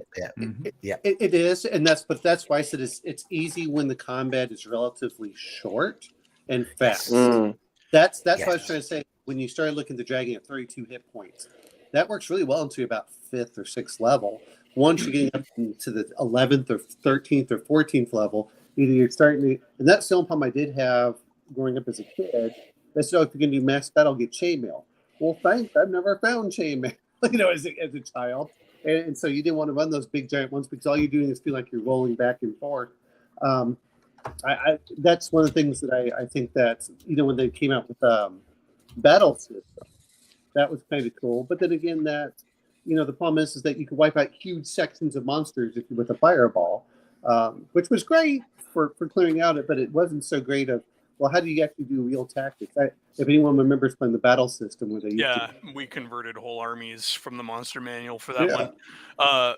One thing that's funny you mentioned, I just watched a video today that was talking about how there's almost like a disconnect between the description of how hit points work and what's actually being simulated. So like we have armor class and you roll to hit, and if you hit or not, that's armor class, right? But that can be a glancing blow off the armor, or that can actually be you missed. So there's already a disconnect there. But then your hit points are kind of an abstract. They're not just how much blood you have to bleed out. They're like your will, your stamina, your fight, your stamina, and all that.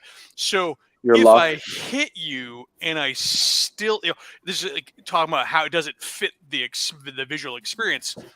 I don't think that the game system itself in D&D, at least, really does, because even if you have a descriptive, they're talking. The video was actually pointing out pretty well. Like, all right, as I'm describing this to you, you hit, so I can't now narrate. You swung the blow and it scared you, and now you're. So I do want to jump in on this one, because there are ways for you to change that around. I know in Star Wars what they did was the vitality and the wound system, where you then have your wounds. That is your core HP. That is your arms, your legs, your sight, all of that. Whereas your vitality, that is your stamina, it's your luck, it's your ability to parry, it's all of these things. And as they get lower and lower, you're now getting to the point of where you are having a difficulty keeping up with the pace of the battle, to the point of where you are now in physical danger.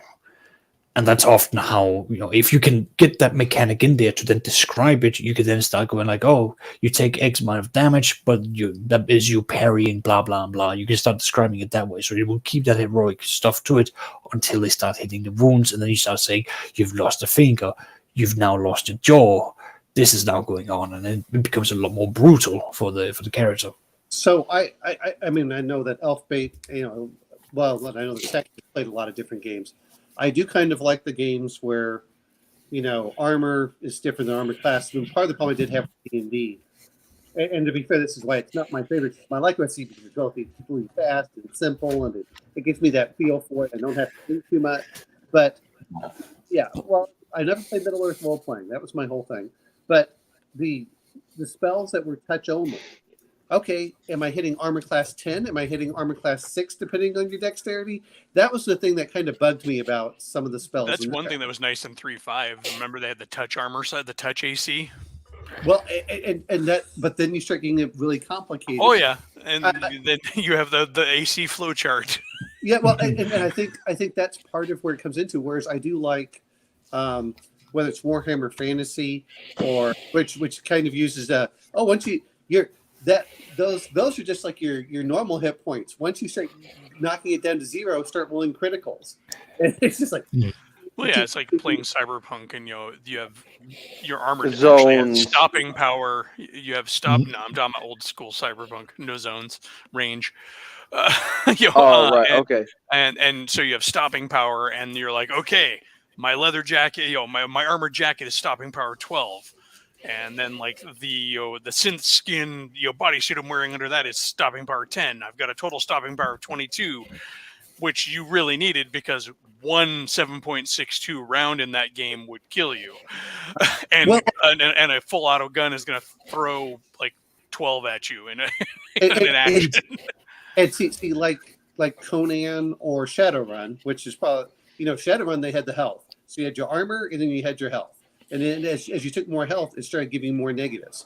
So that was one. And then the other one that she had was, what I like about Conan was you have Vitality, which refreshes after every combat. But if you take a wound, that follows you through the rest of the session. Yeah, well, we look at an OG system and just look at Palladium, which was basically D&D trying to make D&D more realistic. Yeah, where you had armor rating, and then the armor itself had its own hit points, so it could get worn down. But then you had to roll, and your to hit was an actual active to hit, and then your opponent could parry or dodge or whatever. But those combats don't work against 30 orcs because then in terms of making things more sort of cinematic and whatever, and the more deadly and visceral a system is, I find it makes combat naturally more. I mean, again, back to Call of Cthulhu. If you take half your hit points in a single hit, you've now received a major wound, and that wound is going to linger with you until you've had a long time to recuperate. And then you are at risk of dying once you've taken a major wound. If you're knocked to 0 hit points in Call of Cthulhu, but it's drip, drip, drip, drip, drip, you'll fall unconscious, you'll recover. But if along the way you've taken a single wound that's half hit point total, and you drop to 0, you are dying. So that makes it visceral, it makes it last. And I've just pulled out MERP, Middle Earth, and the combat tables in MERP are extremely visceral as well. But you're saying about armor. Well, I've got here the one-handed concussion attack table. It's a percentile dice system. You add your offensive bonus and you remove the opponent's defensive bonus to hit with a concussion weapon. To hit someone wearing plate armor, you've only got to roll 36% or higher in total, but it's only 1 point of damage. To hit an unarmored foe, you've got to roll 81 or higher. Straight away, it's 6 points of damage. And by the time you're hitting in the hundreds, suddenly those that are unarmored are taking big critical hits, whereas the one in plate mail is just still absorbing with no criticals, still absorbing smaller amounts. So once you get a lot of hit points in MERP, if you wear heavy armor, you'll get a lot of drip, drip, drip, taking a lot of damage, small amounts of damage, but nothing that's going to really threaten you. But if you're unarmored, you suffer the criticals, and those are what kill you. It's the same in Those are- Warhammer. Yeah, It's the well, same in Warhammer. Sorry, go on, Goldman. no. You're talking. Well, we're talking about the same thing with Warhammer. Warhammer has those health where you can take hits, and it's like, not a big deal, and the armor subtracts from that. But boy, once you get that damage, all of a sudden it's like, well, it's hard. Okay, you get no damage. Good luck. But those charts as well, they are gory, and it doesn't just like it impacts your character, but there are some of them where it is like it will impact the environment. Like I remember in 40k where one of them was where you had someone basically cut open the person's guts, and then for 1d5 meters around them, their guts would literally have splayed out, and there would be so much blood that you were now slipping in the absolute drenched area. And it was terrifying. There were other ones where if you shot someone with a gun in their head would explode, and it would turn into a mini grenade that would then fracture and do damage to other people. And this is before you then take into account other rules, such as, some of these deaths were so gruesome, your characters could actually take insanity points because they were witnessing horrifying deaths. And there were very few. I think there's like one background that could argue that they wouldn't take the insanity for witnessing them because they came from a feral. No, not even soldiers. Like, they had to come from a feral, like a Conan or a Death World, where death was such a consistent thing in their life. Even that seems soldiers, weird for 40k, considering everybody lives in absolute. Well, not everybody, but so many people live in absolute shit in 40k. You live in absolute shit, yes, but like the grotesque and absolute like. What when you see someone being torn limb from limb, it's not something you see in an everyday event in the hive. You see mainly people being gunned down. So a hive would look at them and be like, "Oh fuck, that's like seeing someone." In 40k, seeing someone like getting like shot to death. It's not the same as seeing someone's skin being peeled off by the pleasure demons of Slanesh. Like that's at a whole nother level of depraved. And I mean, I have the 40k and I haven't looked at it, but let's be honest, 40k and Warhammer is kind of meant to be tongue-in-cheek gory. I mean, completely over the top, and it's fun in that aspect.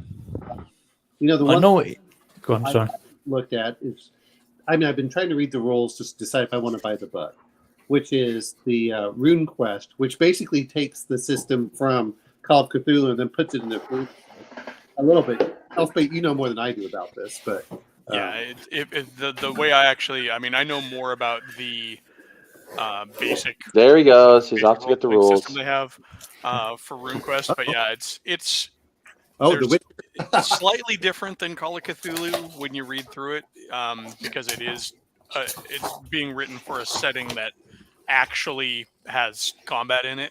Yeah.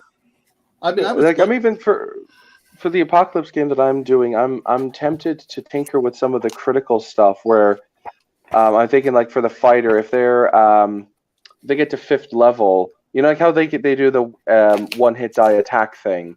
What I'm thinking of doing is if they critical a one-hit die or lower creature, they just make a saving throw versus death, and they die if they critical. I probably won't even do the saving throw. They just if they hit, that dude is dead. That's a good idea. Because it's an apocalypse. Because it's an apocalypse game, and it's like, it's just something that like it emphasizes the fact that this is an incredibly brutal and very harsh world where it's just like, you guys are badass, but like you're very frail, but you can still do a shitload of damage. We'll say on the opposite end of that, like when I'm running pulp games, so often I'm not even rolling dice. It's like you're being fired. The Nazis are chasing you in a truck and they're blazing away with their schmeizers at you. I'm not rolling dice because we all know that in a pulp movie, the gunfire. Indiana Jones never gets hit. The gunfire from the bad guys, it never matters until it matters. I mean, just spray and pray, yo. It's never an issue. Until Indy is literally dragging. If you're trying to get out from behind cover to cross the hallway with them shooting, then I might actually have a roll. but Yeah. just generally cinematically, and I mean, I'll even do that in D&D. As the goblins chase you through the hall, arrows whip past you left and right as they kind of like that whole It's Peter like in the Jackson Lord of the thing where Rings they're film. running Yeah. Exactly. Yeah. They never actually So- hit until they do. In which case, But yeah, it's like Indiana Jones never gets hit by MP40 fire rounds when he's on his motorcycle with his dad. He just never gets hit. I'm So just taking this to the Witcher games I've just pulled out, because what Right, they right, do here is you are looking at how much you defeat your enemy's defense, because you roll to attack, they roll to defend, and then you see how much higher are you than their defense, and then you'll go from right. normal damage with potential of simple criticals, complex, difficult, and deadly, and it just goes up from there. And a simple one could be something such as you crack their jaw, you give a disfiguring, scar, and a difficult one would be things like you've now caused a skull fracture, you've given a concussion, you've torn their stomach, or one of the deadly ones being you've now punctured the heart itself, you're giving septic shock, you've separated the spine, or you've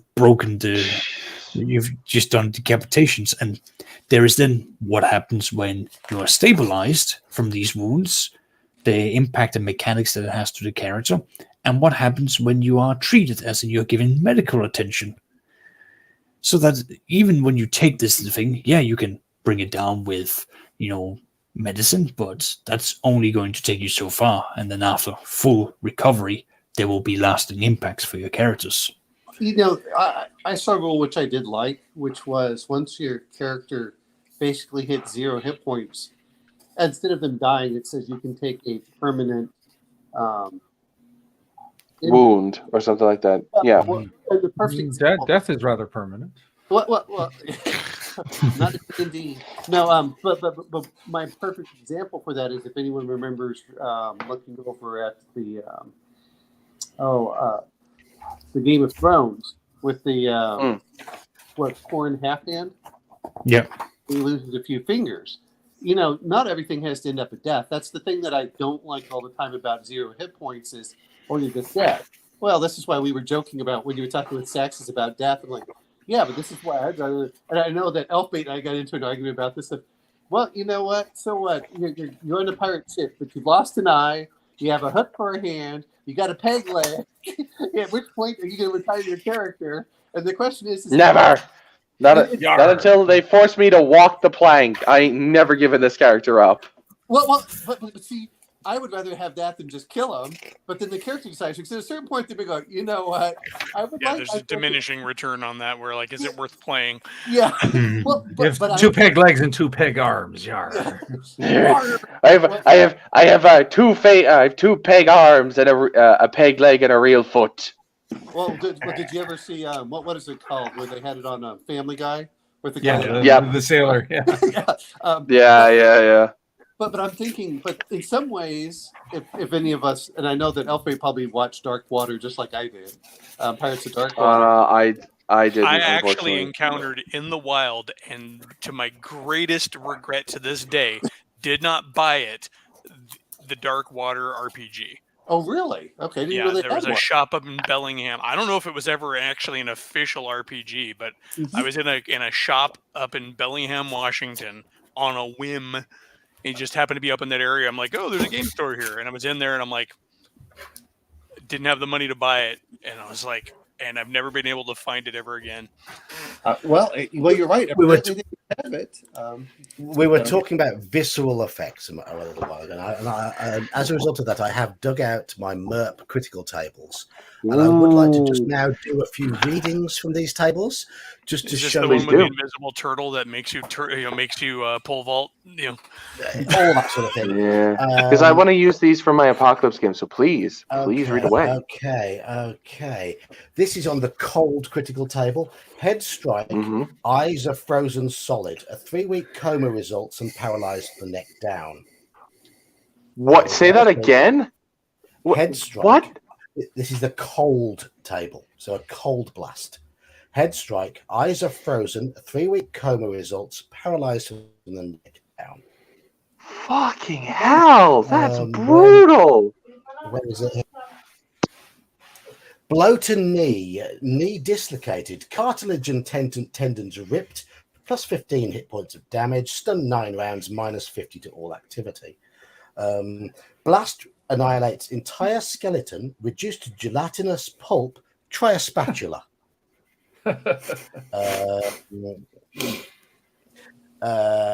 Frozen into a lifeless statue, well preserved but quite dead. Is another one. I love this comedic stuff. This is hilarious. They are lovely, yeah. There are some beautiful ones. This is one that, I mean, a simple one that my characters had the other week was strike through neck, breaks backbone and severs spine, paralyzed neck down permanently. And They see, managed that. Warhammer Fantasy has the similar things. I know that they did. I think DCC has some similar stuff too. Yeah, L&D does as well.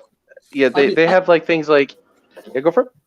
No. I like criticals, but I like the criticals to start impacting once they hit 0 hit points. So really, the first hit points are just kind of your buffer. Like, how good of your skill? Okay, you get little nicks, and you get your little nicks on me. We're going through this, but once you're really being beaten down, then it's like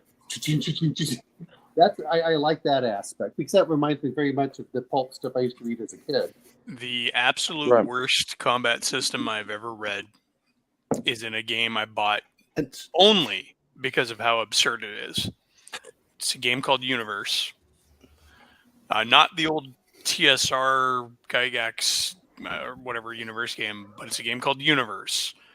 The character sheet is 11 pages. What? It tracks damage to like pain and fatigue, and it tracks everything on your character. And because the game has psionics, it actually tracks psionic damage through your chakra points and everything. And it's just insane. What's funny is after this book, like this thick, right?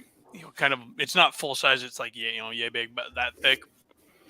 I don't think there's enough in that book to actually play the game. Oh, jeez. It's more about creating the character, and then that's about it. No, well, yeah. I mean, I get through there. There's no example of enemies in there. The game is detailed enough to where it actually has a blood type chart on which of the character races can actually cross their blood and transfuse and stuff like that. It's nuts. I think earlier in the stream, I know DK was asking about armor effects and what have you in terms of, for example, helmets affecting perception and things like that.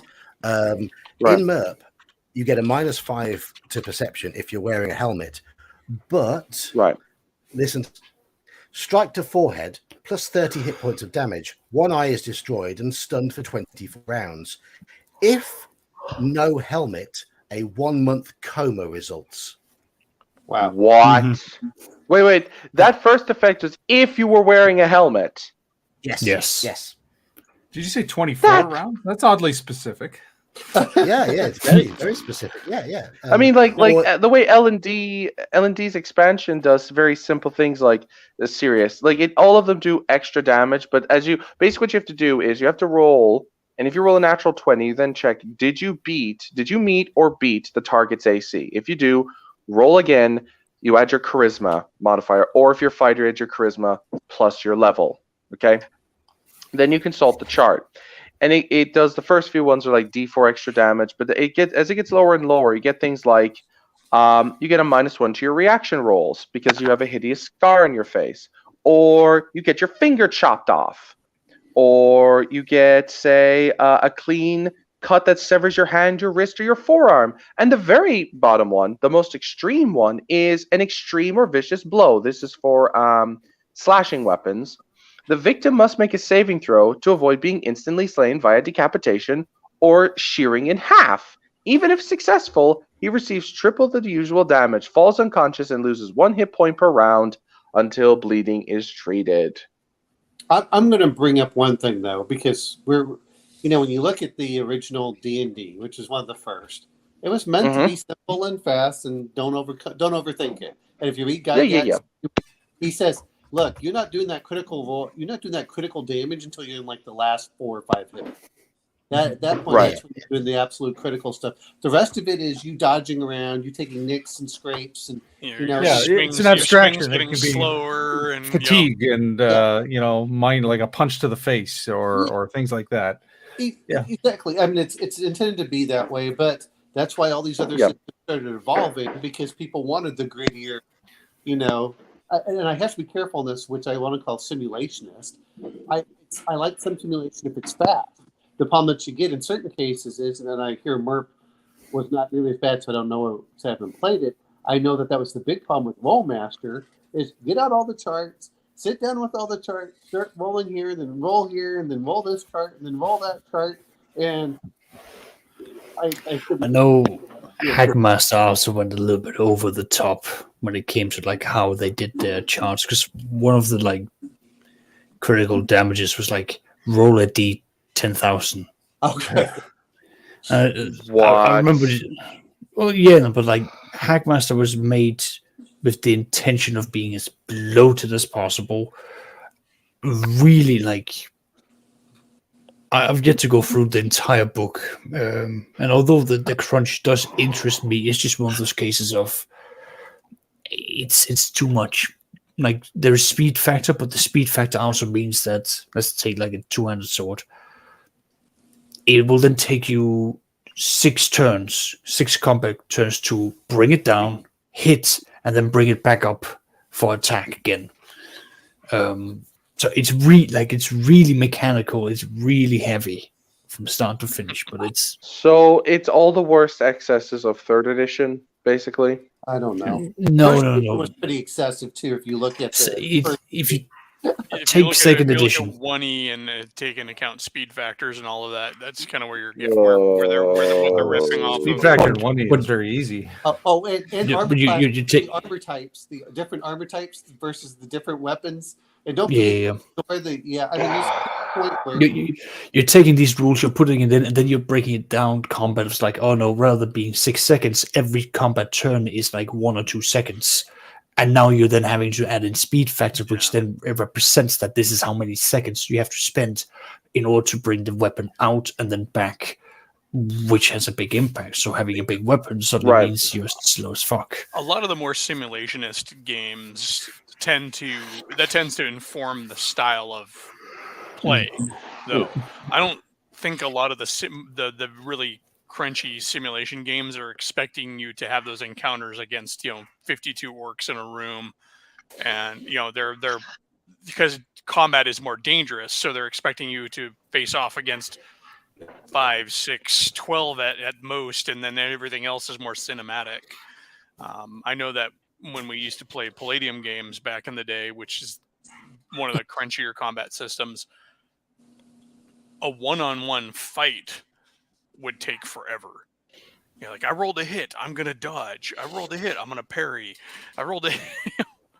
and it's not that I'm against some of these. My problem that I have with it is some of those seem to really do better if you're doing it on a computer and letting it do all the stuff in the background.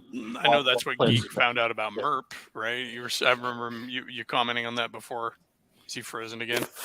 I think he may be. No. Yeah. I know he'd commented that MERP was really easy to run on a VTT because it did a lot of calculation for him. But I'm okay with that. That's one of the things I do think that helps these VTTs. Did we lose? Yeah, he jumped out. He'll be back. No, suddenly sexist. I saw you and Elfbait had moved over, and I didn't see him initially. I went. He got angry when hijacked his speech. Yeah. Anarchy. But I think that. But I think that is one of the things that when you get the VTTs, one game that I like for reading, it seems really simple, and I'd love to play it, is Alien. Well, you want to talk about cinematic for the monsters. It's like roll a d6, and like one of them is he does a bite to your head. If he does 1 point of damage, it breaks, goes through your skull, instant death. You're like, Yeah. Oh, by the way, he rolls 10 dice. And you're like, how many dice can I roll? You can roll 4. Yeah, I know. Like Yeah, it was kind of like, funny what- talking about systems, like with D6 system, the old West End games. Yeah. Some of the die pools, because it was always dice pools, your Yeah. skill and stuff. They got to a point where they're like in the back of the book, they're like, if you're rolling this many dice, only roll this many and just and then add this particular this set number, because mathematically it's going to be the same. Yeah. I mean, like I played Alien Isolation, man. If you play the Alien RPG, if that alien gets you, it's game over, man. Game over. And that's it. No. See, it's not even aliens. It's alien. It's the screaming and having your arm ripped off. I mean, Yeah. it's Yeah. not- Yeah, if even one of those things gets their hand in you, it's game over, man. It's just game I over. think that again, that's the system reflecting the game. I mean, Alien is one of those cases where that game system is built for that genre, for that franchise, and really for that franchise. and that's one of the reasons I like systems that are individually built instead of trying to do it as a universal system. Call of Cthulhu is really fun. I think that does really well. There's some systems that are specialized for a specific genre or world Marvel Superheroes doesn't work very well for anything else. Yeah, but it's an amazing superhero system. Like I think that's kind of why people like D&D, because it is a very generalized system. I know it's the implied setting is pulp adventure stuff, but you can do more with it. I think D&D is at that perfect point for a fantasy adventure game where you can have big and small encounters and have adventure and get it played, get it done. Anything lighter than D&D and you're kind of like, and anything more crunchy, you're playing a different. You're going to have to play a different kind of world, a different kind of setting, a different kind of encounters. Like I can't stand Powered by the Apocalypse games, for example. I'm not a huge fan of player-facing systems. I have played that. I've played Dungeon World like 3 times. And I know that's not a huge amount, but 3 times with 3 different GMs, and at no point in that game did I ever feel like I was actually playing more than a board game where they'd taken the board away. Okay. Okay. Let's create some content that could easily be snipped then, and time to have a bit of a rant. Starting with you, Elfbait, your least favorite system that you've played in your time gaming, and why? Least favorite system that I've played and why? Yeah. That's a hard one because I like a lot of systems, and I like systems in general. Probably the least favorite to play is the hero system. Champions. Love making characters for it, but when you get down to playing it, especially as a GM, it was impossible for me to have any idea just how balanced things were, because it could come down to how well somebody knew that system and could game it on how they could build their character. I mean, within a few game sessions and a few skill enhancements, the strong guy in the superhero team that I was GMing for was up to the point where if physics would allow it, he could juggle aircraft carriers. And literally there were combos in that game where the guy with the shrinking power would shrink down small. He was also super strong, and then he would run up to an enemy. He would punch him in the face. He would grow back, and then in the game, your levels of growth count as a move through attack if you hit somebody from below. And so he would like uppercut somebody and then throw him into the air. And then the giant guy, the guy with the super strength, would then do his growth and density increase and then spike the guy onto the ground. And in one round of combat, they would have beaten any bad guy I could make. I'm going to agree with Halakar's comment here. My least favorite system is D&D 3rd edition or 3.5, simply because those feat trees and the way you were meant to build your character actually detracted from your role-playing options and your character options, because there was a perfect way of picking your feats or whatever in order for your character to stay viable, and the game almost expected you to do that. Or if one person in the group did that and everybody else didn't, it suddenly went completely out of whack. It just didn't support multiple different styles of play at the table.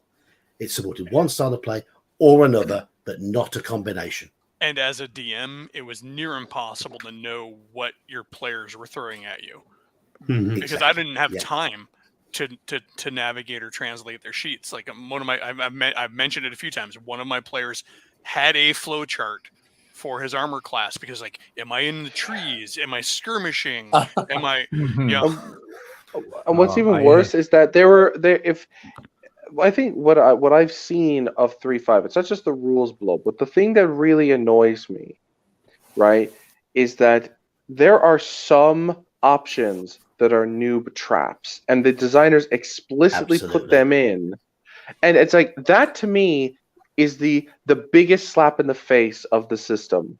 There should be no choice that is objectively wrong in every case. You should not ever put a choice in a game that the players should never pick. Because every choice should matter. And the way you do that is that all choices can be viable. Not always, but they can be. But if there are choices that are objectively bad, then that means there are choices that are objectively good. And that means everyone will pick the objectively good ones. And that means being objectively it just leads to min-maxing. As a designer, you should be removing things that are objectively bad, and they should be used as flavor, in my opinion. They should. Yeah, but from a they tried to have some of the flavoring in there, but because the system was oriented towards big numbers go burr, that's the sort of the impact and it that shaped it, and it just snowballed the more they pumped out, because it was the worst version of the D&Ds because they just pumped out so many of them. But yeah, I get the point. It is a fun game, but I know that I have to come into those games these days with the mentality of this is what we're gonna do, and this is I'm only gonna be playing it for a set amount or have an endpoint, because I will be having burnout. As I've had to recently explain to my Sunday group that I decided to end that game to switch over to Shadowrun instead, because just by them going wild with 3.5, there were so many books being involved. I just looked at it, I was like, I'm not reading this. I have a job. I have a day job that requires me to actually do a lot more than that, whatever about the pragmatic side of it, I just don't want just to be wasting my fucking time. Like I have a finite amount of time on this earth. I don't want to waste it to indulge in your bullshit power fantasy, so fuck off. That sums it up. Like 3.5, even when people weren't trying to be, power gamers, it was just such a crunchy, build-heavy game. It is the game, and I'm not trying to be derisive when I say this. It is a game designed for autists, like literally the kind of people who derive a certain pleasure from objectively knowing, but like basically having an objective standard, a system that will tell them what is the most optimal way to do so. And I have played with people like who play Magic the Gathering with this mindset, and they were autistic. This is how they think, and there's nothing wrong with that. I just want to have nothing to do with it. Well, I mean, 3.5 came about because they were trying to make order out of the chaos of AD&D in 2nd edition. But the chaos was the best part. They overcompensated. Well, it was also they wanted to branch away from TSR. It was a big move. But I mean, as far as the design angle, though, was they wanted to make a game. They tried to do too much. They wanted to make a game that you could make anything. You could play any character you wanted to play.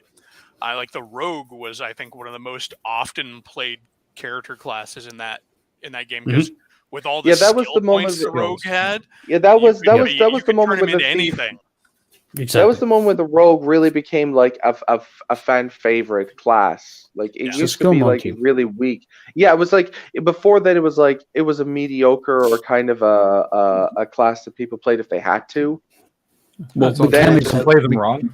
mechanically, you had to be smart as a person to play the rogue. At least Yes. that's my experience. In 3.5, they gave you the mechanics that made that really brought you out to that. But then again, it was down to what does the character sheet say. Anyway, back to the games that we don't like. Yeah. Yes, of course. Because I think we're Yes, beating. yes. Well, I was gonna say, 3.5 is the top of the list for things I hate. So yeah, we can beat that to death all we want. Yeah, but let's Absolutely. Saxiest. Let's attack Any other Saxiest. systems we hate? Any other systems we hate? Saxon, what do you hate? So I've got two. One is oh god, what's it called? Powered by the Apocalypse, where it's just like here's a bunch of dice, roll and Dungeon story. World and all that. Yeah, no, I can't Mhm. stand it. I cannot stand it. I Why is there even a DM? just no, like just when I was invited. I've played it a few times, and every time I've just not been impressed. And the most recent one, I sat down. I made a simple human fighter. I gave him things that I thought like this makes sense. This is what he does. This is what we're gonna do, and I just found myself looking left, looking right, and then just going like, "Why am I here? I am not having fun. I am not enjoying the system. This is more of people coming together and making jokes and things like that, and I'm not. It's not the kind of enjoyment I'm for." So yeah, that's one. The other one is Warhammer 40,000 Black Crusade, because that system, I have run it 4 times as a DM, and 4 times I have watched the absolute carnage of people not being mature enough to turn around and say we're playing evil people, but we might as well just do D&D with an evil twist. No, it has evoked utter evil inside of people that they really wanted to bring out. And I've seen groups and friendships burn to the ground because of that system. Oh, Wow. It has, boy. yeah. But I mean, I thought it used the same system as all the other ones, like Rogue Trader and stuff. Oh Like, god, yeah, it does. But because it is one that promotes you playing the bad guy so much, it has switched something inside of people, and they go from we're just gonna play Warhammer 4 Rogue Trader or this, and it's like I need to backstab another player. I have to do PvP. Even when I sit down and go, you're not doing PvP, this will not happen. They will find. They start pushing for ways. It's the classic evil party problem. Even in D&D, you run into that. You're like people who just assume that evil means you're a bunch of gits and that you do. But for 4 different groups, I've seen it consistently happen, and I've seen mixed alignments in D&D where it's like, okay, one person is playing evil, and I've sat them down and gone, here is how you will run this, or you are out of the group. And it's a lot easier because they are in the minority.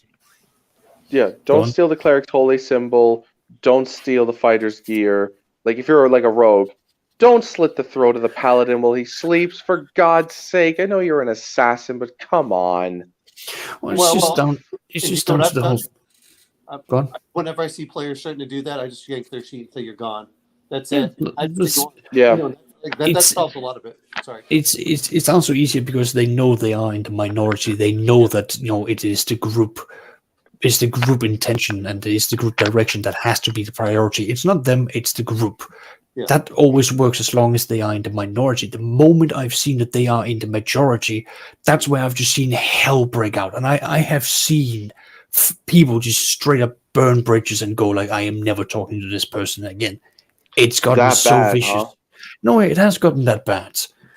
And it got to this. It's just gotten to the stage where people just went, I'm not friends with this anymore. I can't deal with this person anymore. I don't want to deal with this. And it's just like it's ended. It's ended friendships. Again, I love, like, in terms of Black Crusade and what you can do in it, the potential, it's fantastic. But it has come with such a price every time I've run it. There's So- definitely a maturity required to have. There is, and I've just not been able to Yeah. find it. I've Well, just the not been able to find it. And the problem is 40K actually encourages kind of that tongue-in-cheek, over-the-top aspect. Yeah. Anyway, I mean, so it's not even like Because it's yeah. It does and it doesn't. 40K is one of those things that you can find as much nuance in there as you want. Anybody who's actually one thing I love the 40K lore in the universe. I'm not a huge fan of the games. Sure. You know, like I mean, actually, let's be honest. I'm not a fan of the company, but GW. I don't think virtually nobody is, man. Virtually nobody if is. GW going out of business wouldn't kill the UK economy, I would. I would. Yeah, they don't have the tourism anymore because the Queen's dead. So Well, no, I'm Wah, joking there, wah. but the between the fiction that's been written and all of the fluff over the years, there's a lot to work with in the 40K universe. yeah, But so few people ever want to dip more than just their big toe into that. And like Omanal was saying, it encourages that. Yeah, if that's all you ever see, yeah, or that's all you're ever looking for. Well, Because, I have to. I mean, I have to give him credit. Dark Heresy, I was kind of frustrated with when it first came out, but looking back on it, that is exactly the kind of game that works very well. I also like Rogue Trader, but to be fair, when I read the original 40K Rogue Trader, which was the first edition of the war game, it was intended to be silly. When you start reading it, yes, you get into the Imperial Guard for turning in your book slate to the library. I mean, you start reading like all the things that get you into the Imperial Guard. It was meant to be over the top, and I think that's fine. But I do like Dark Heresy for what it is. Warhammer forgot that 40K forgot that it was supposed to be tongue in cheek, and that it was satire. Yeah. Well, except for the orcs. Now I'm gonna. No, they're still too serious compared to what they were. Is there anything else sexiest that you want to bring out before I get to mine? No, that's so all I yours. was going to bring it, but if you want to go ahead, man. Okay, Shadowrun, first through third edition. I hate the system. I like the world, but I hate the system. I like 4E, which I know a lot of people don't because it loses some of its flavor, which I admit. I wish that they'd done a little bit, but I hated the fact that you had target numbers and then you had die rolls. It's like, well, you keep increasing this target number, and then you have to include successes. I'm like, pick one or the other, okay? That was kind of what bugged me about it. And as a min-max player, I'm like, oh, well, if I get a target number of 6, but I do this, I can get up to 7, and there's nothing negative because every time you roll a 6, you get to roll again. So my odds aren't changing, so I can do this. Yeah, I did not like that aspect. 40 is where I liked a lot better, but I also had a lot of the lore from the first editions. Though I understand why some people didn't like because it lost some of its flavor because it went from wired deckers to the wireless. I said, okay, I understand, but I think from a game system that's better. And as much as I like OSE, and looking back on it, it has some fondness. The D20 systems have kind of burned me out for a lot of things. And it's not necessarily the worst. For me, it starts going down. Like, I don't like 5e. I played 3.5 once or twice, and that was it. But we never really get a really high level. I think it was third or fourth. So we didn't get to see a lot of the problems that came into it. I know second edition got way too bloated for my taste, which is why I like OSC. Let's just keep it simple, guys. Instead of trying to overcomplicate this game, let's go in there. Let's stop worrying about the morality. If you're good, you kill off evil. You're in there. You're there to rob some treasure. It's a simplified aspect. This is what we're going to do. Yes, we can build up some domain play. Let's not overcomplicate these games. But I think that those are, like I played Cypher, which is another type of D20. Palladium, I loved when I did play it under Robotech. But in retrospect, no. It takes way too long to do fights because everyone gets dodges and parries, and the bonuses are out of control. And I'm like, no, let's stick to something simple. That's why I like OSE. Oh, okay, what's this? Okay, you're done. Come on, man, show off your shirt. Show off your shirt. Oh, this one? There we go. Yeah, it's funny. I've talked to people about my experience in D&D, and it's like the games I'm playing in 5th edition aren't in style of play any different than the ones I played with BX in AD&D. just as much role play, just as much non-combat, just as much adventure, story, whatever you want to call it. All of that was there back then, and there's this weird modern attitude that you have to have all these rules and stuff to have that. I'm like, no. Well, part of the problem we managed perfectly fine. Well, and I do say D20 just because it's common, and I haven't played Powered by the Apocalypse. I haven't even read the book, so I don't know. And there are some other systems that are really obscure that I just despise. I just don't remember what. I'm sure I have some over there, but some of the games are really like I don't like Hunter the Reckoning, even though it uses all the same system as the rest of World of Darkness. But there's a pulp game called Pulp that uses the World of Darkness system. Let's hear from Knights. The which ones? DK. Yeah. Let's hear from him. Yeah, I will say, although there are systems out there that I've read or played fleetingly once or twice that I don't like, there is only one system that unironically has affected, like Saxius, has affected my real life friendships, and that is 5th edition. And it's not because of any mechanics, it's entirely because of player mindset. I have been kicked out of a 5e group, and not even like people like what in Saxi's case will just say, no, face to face, I will not deal with this person. They will say this directly to someone's face. They talked behind my back, voted unanimously, and kicked me from the group.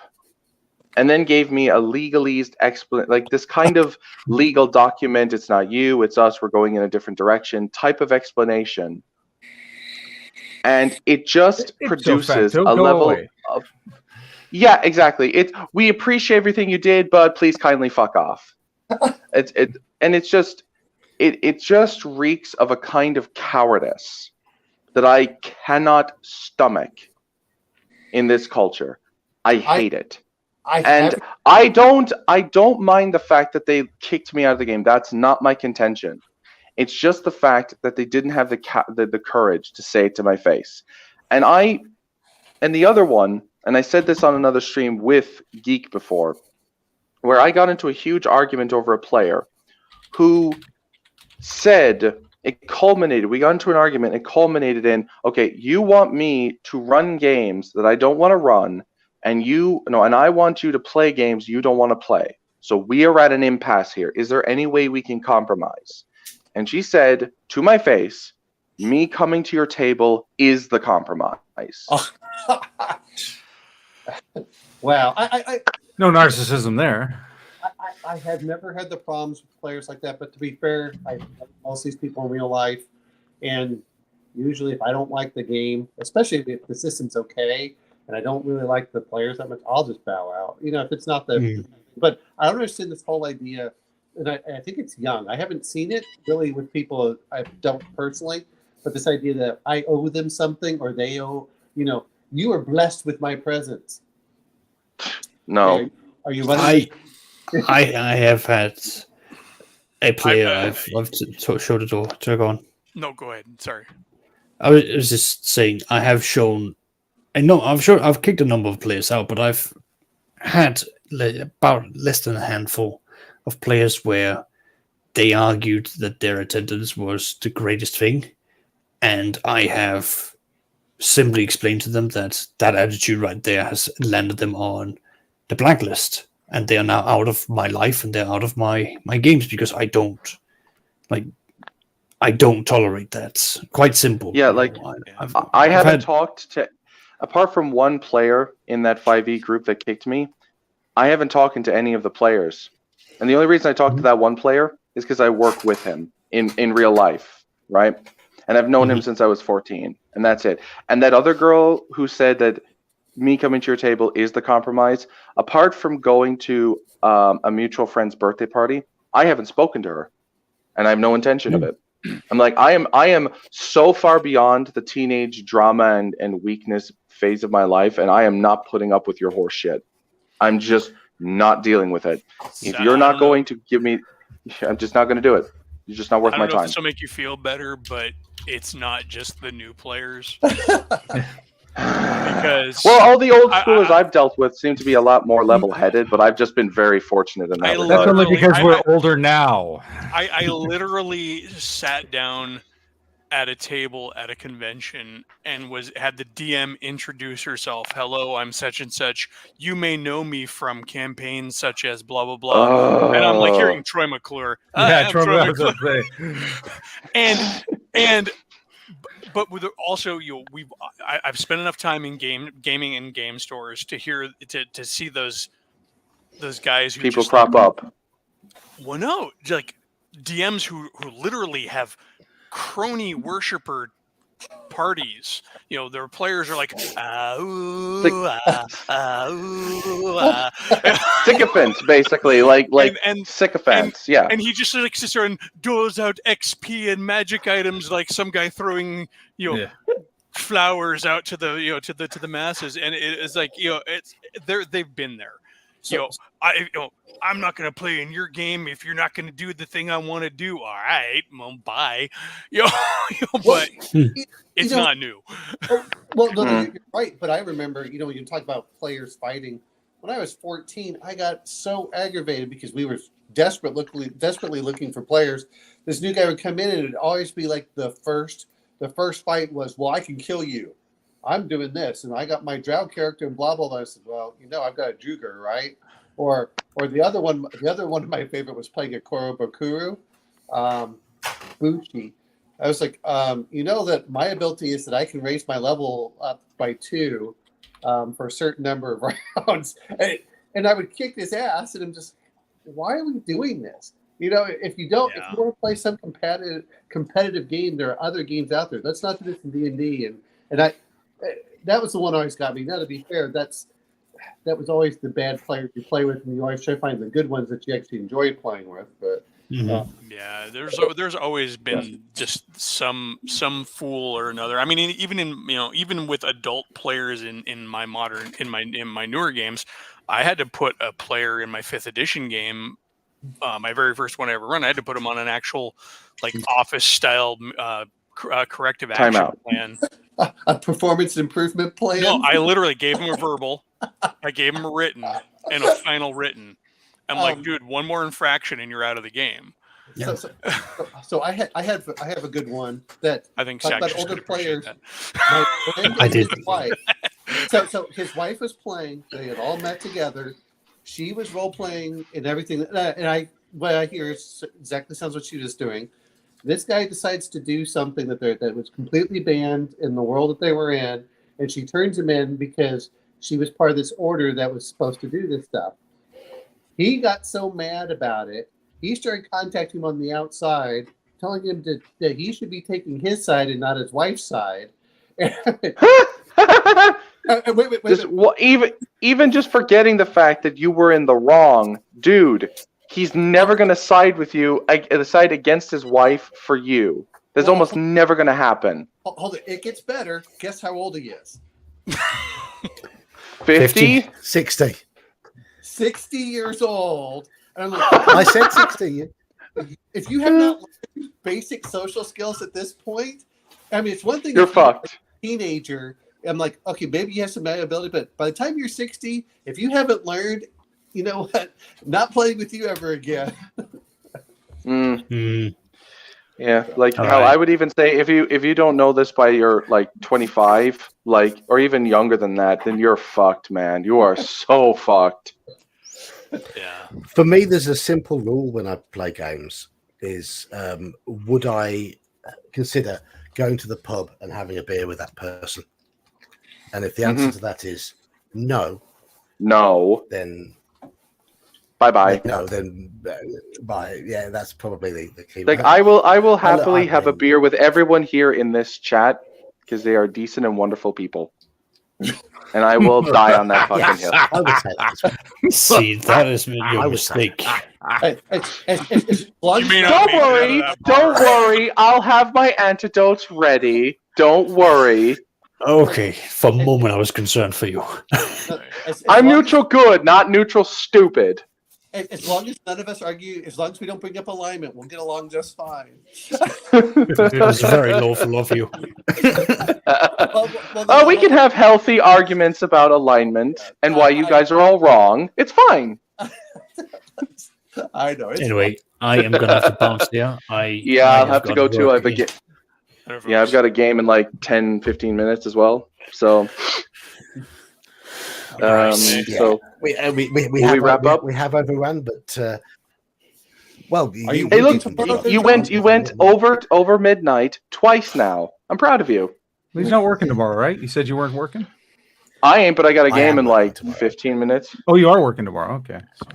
No, I'm working tomorrow. I'm DK is not. Oh, Right. No, I was asking Yes. John though, because normally John. Oh, right. Okay, my No, bad. John's not important. He is important. He's our friend. Well, and I'm looking at Legion of Myth with most gamers. They don't like to get into character and scare away the chick. Yeah, you know what? Hey, my whole thing is it's a friendship, and I've had friends that were, I'll put you in boxes. These are my D&D friends, or my role-playing friends, and these are my friends I like to go out shooting guns with, and these are like to talk about politics, and this is, but and sometimes do not put them together. I No, have no. to do that because I play other games besides role-playing games, and Yes. RPGers and miniature players do not tend to get along well, and neither of those tend to mix well with Magic the Gathering card players either. Yeah. Watch them fight for space in your local shop. Yeah. Yeah, man, I have seen And that's the not amount that of there's never arguments. any Shield, crossovers, but the fact that Shield of Eyes and myself constantly make fun of each other for him being a miniature player and I'm a Magic player, it never ends. Oh, wait a minute. We get Magic player, then we can't eat. Then we can't drink break bread. No, actually, to be honest, is I look at it this way: is even if I disagree with someone, usually if you can sit down and eat with them, I don't because he can't stand anyone eating anyway. But if I can sit down and eat with someone, usually we can find something in common, even if we disagree about everything else in life. And that's the whole of it. But I'm a jet, guys. Thanks for the stream and Merry Christmas, everyone. See you later. Cheers, DK. Thank you, and you. Bye bye. But see ya. But no, See, I think we only play Mage's Musings games. That's what we need to do. Just see how many characters we go through. Well, on that topic, I was actually thinking of setting up an online extension of the OSE game that I review cap. Which you can have to pick a module none of us have. No, it would be I'm only in sort of the thinking stage of it. Wouldn't be anytime soon, but yeah, that way because I have some other players who are remote, and then you guys could get in on it, unless one of you wants to drive to Toronto for a guest a guest appearance. It's only a 12-hour drive for Elf Bait, I think. Well, how far is it to fly for Well, where do you come from? We'll be talking 3,000, 4,000 miles. Yeah, Geek would have to hop across the pond. But yes, it's just shorter to go across the North Pole than it is to go around. Yeah, it might be. I know flights to Germany tend to run that way from the U.S. Well, let's see. When I flew to Heathrow a few years back, I think it was a 6-hour flight. So that's not bad at all. I mean, 6-hour flight. That's shorter than it is for me to go to Hawaii from here. Yeah. But yes, Hawaii's in the middle of nowhere, though, isn't it? If I can manage a 5-day Greyhound trip from Seattle to Maine, I can do anything. But yeah, like I was saying, it was something I was thinking about is because I've already started creating it in Roll20. I've mapped out the Keep of the Borderlands, and I'm doing all that, and it might be also necessary in case my games have to go online for whatever reason. So then it's like, all right, then we can open up the player pool, and it'll still share the continuity with the recaps. And it's like, it might be a worthy experiment. Nice. It might get me banned from people's channels. I don't know, one way or the other. Is this why we've not seen videos recently? Then you've been diving into Roll20 and digging around. Well, I've had Roll20 for a while. My 5e game is done on Roll20 because all the players are remote. I gotta head out too, guys. All right, see you later. Catch you online. Anyway, so no, as that develops, I'll let you know, and then if timing works out, then we can have people guest in. Well, and you have to use your order the stick miniatures there. Otherwise, it just doesn't feel right if you use something realistic. I actually do, because the Rich Burler, who does the order minis, he's actually started creating avatar tokens, VTT tokens with the order mini. So I already have some done. Oh, cool. So yeah, he's sent out an update that he plans to go back to all of the old Order of the Stick Monster for Every Season books and turn them into avatar tokens. They're just not done yet.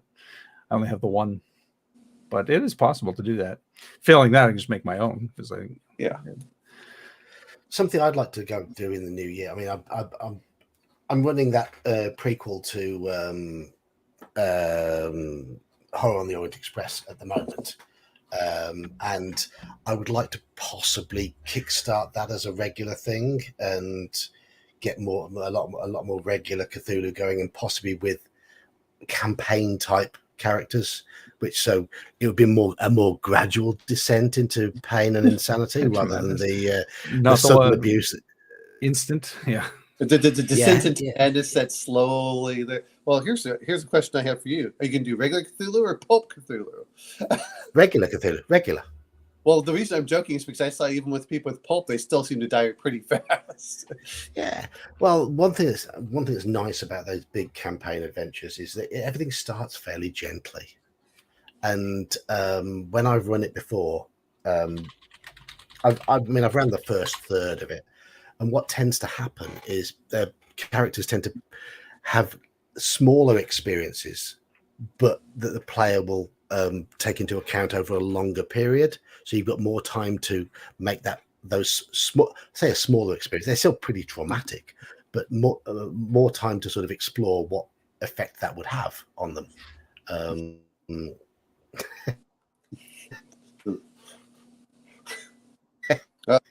Oh, do we lose him again? No, not quite. Oh, there he is. Are you laughing at what what Elle's saying? Yes, yeah. So when I ran it one time before, I had one character who was he was playing an old priest, and whenever we stopped, the train stopped in a town, he'd go straight for a red light district and start shouting at prostitutes. And so the first morning after they'd been in any new town or city, they'd be heading off to the local police station to try and get him out of jail because he'd been arrested for harassing the ladies of the night. And it's those sort of trips into insanity. And he was probably down to about 30 or 40 sanity points of his starting 60, but he was role playing that sort of because the experiences he'd had been with women along the way, that's how he was going to. It's an opportunity to make more of those experiences. So John, I'm going to ask you. Because you're talking about Call of Cthulhu, you have the Orient Express. Are there any other big campaign ones you'd like to look at?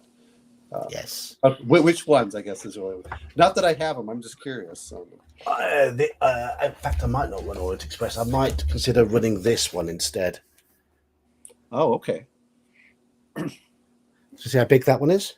That's a big one. Yes, yeah. Oh, I think they're all thick. I mean, what is it? The Mask of Nyarlathotep? Mask of Nyarlathotep, yeah. Yeah, Nile. This one's about 400 pages, 430 pages. And it's got things like complete rosters and inventories of all the boats and planes and things that people might want to use. And it goes into like a good first book.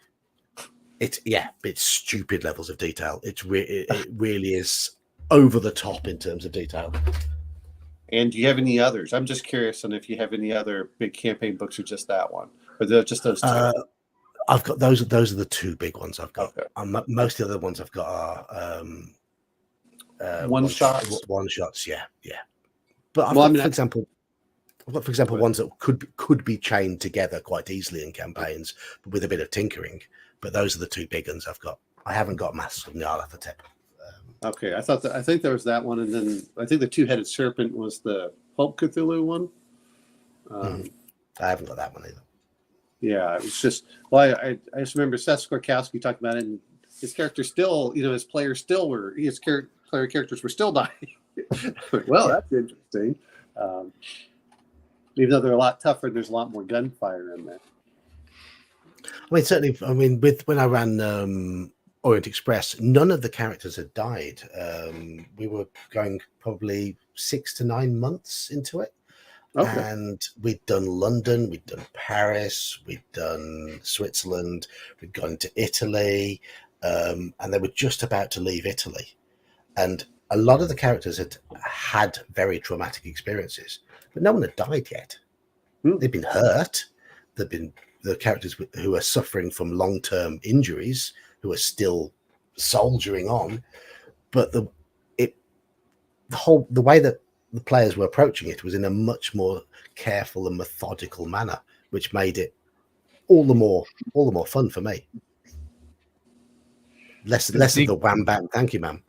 I think DK is lagging. He just posted something to DK. Or L is lagging. He just posted something to DK, who's been gone for 10 minutes. There have been a few people who've been lagging tonight, and sort of chat popping up late. Oh, it's all the Christmas traffic. Yeah. I think StreamYard's been playing up because when I had to restart my browser a couple of times, I checked my internet connection. It was fine. Absolutely fine. It's only when I came to StreamYard I was getting the lagging. So anyway, I'm gonna have to go to bed because I have got work in the morning.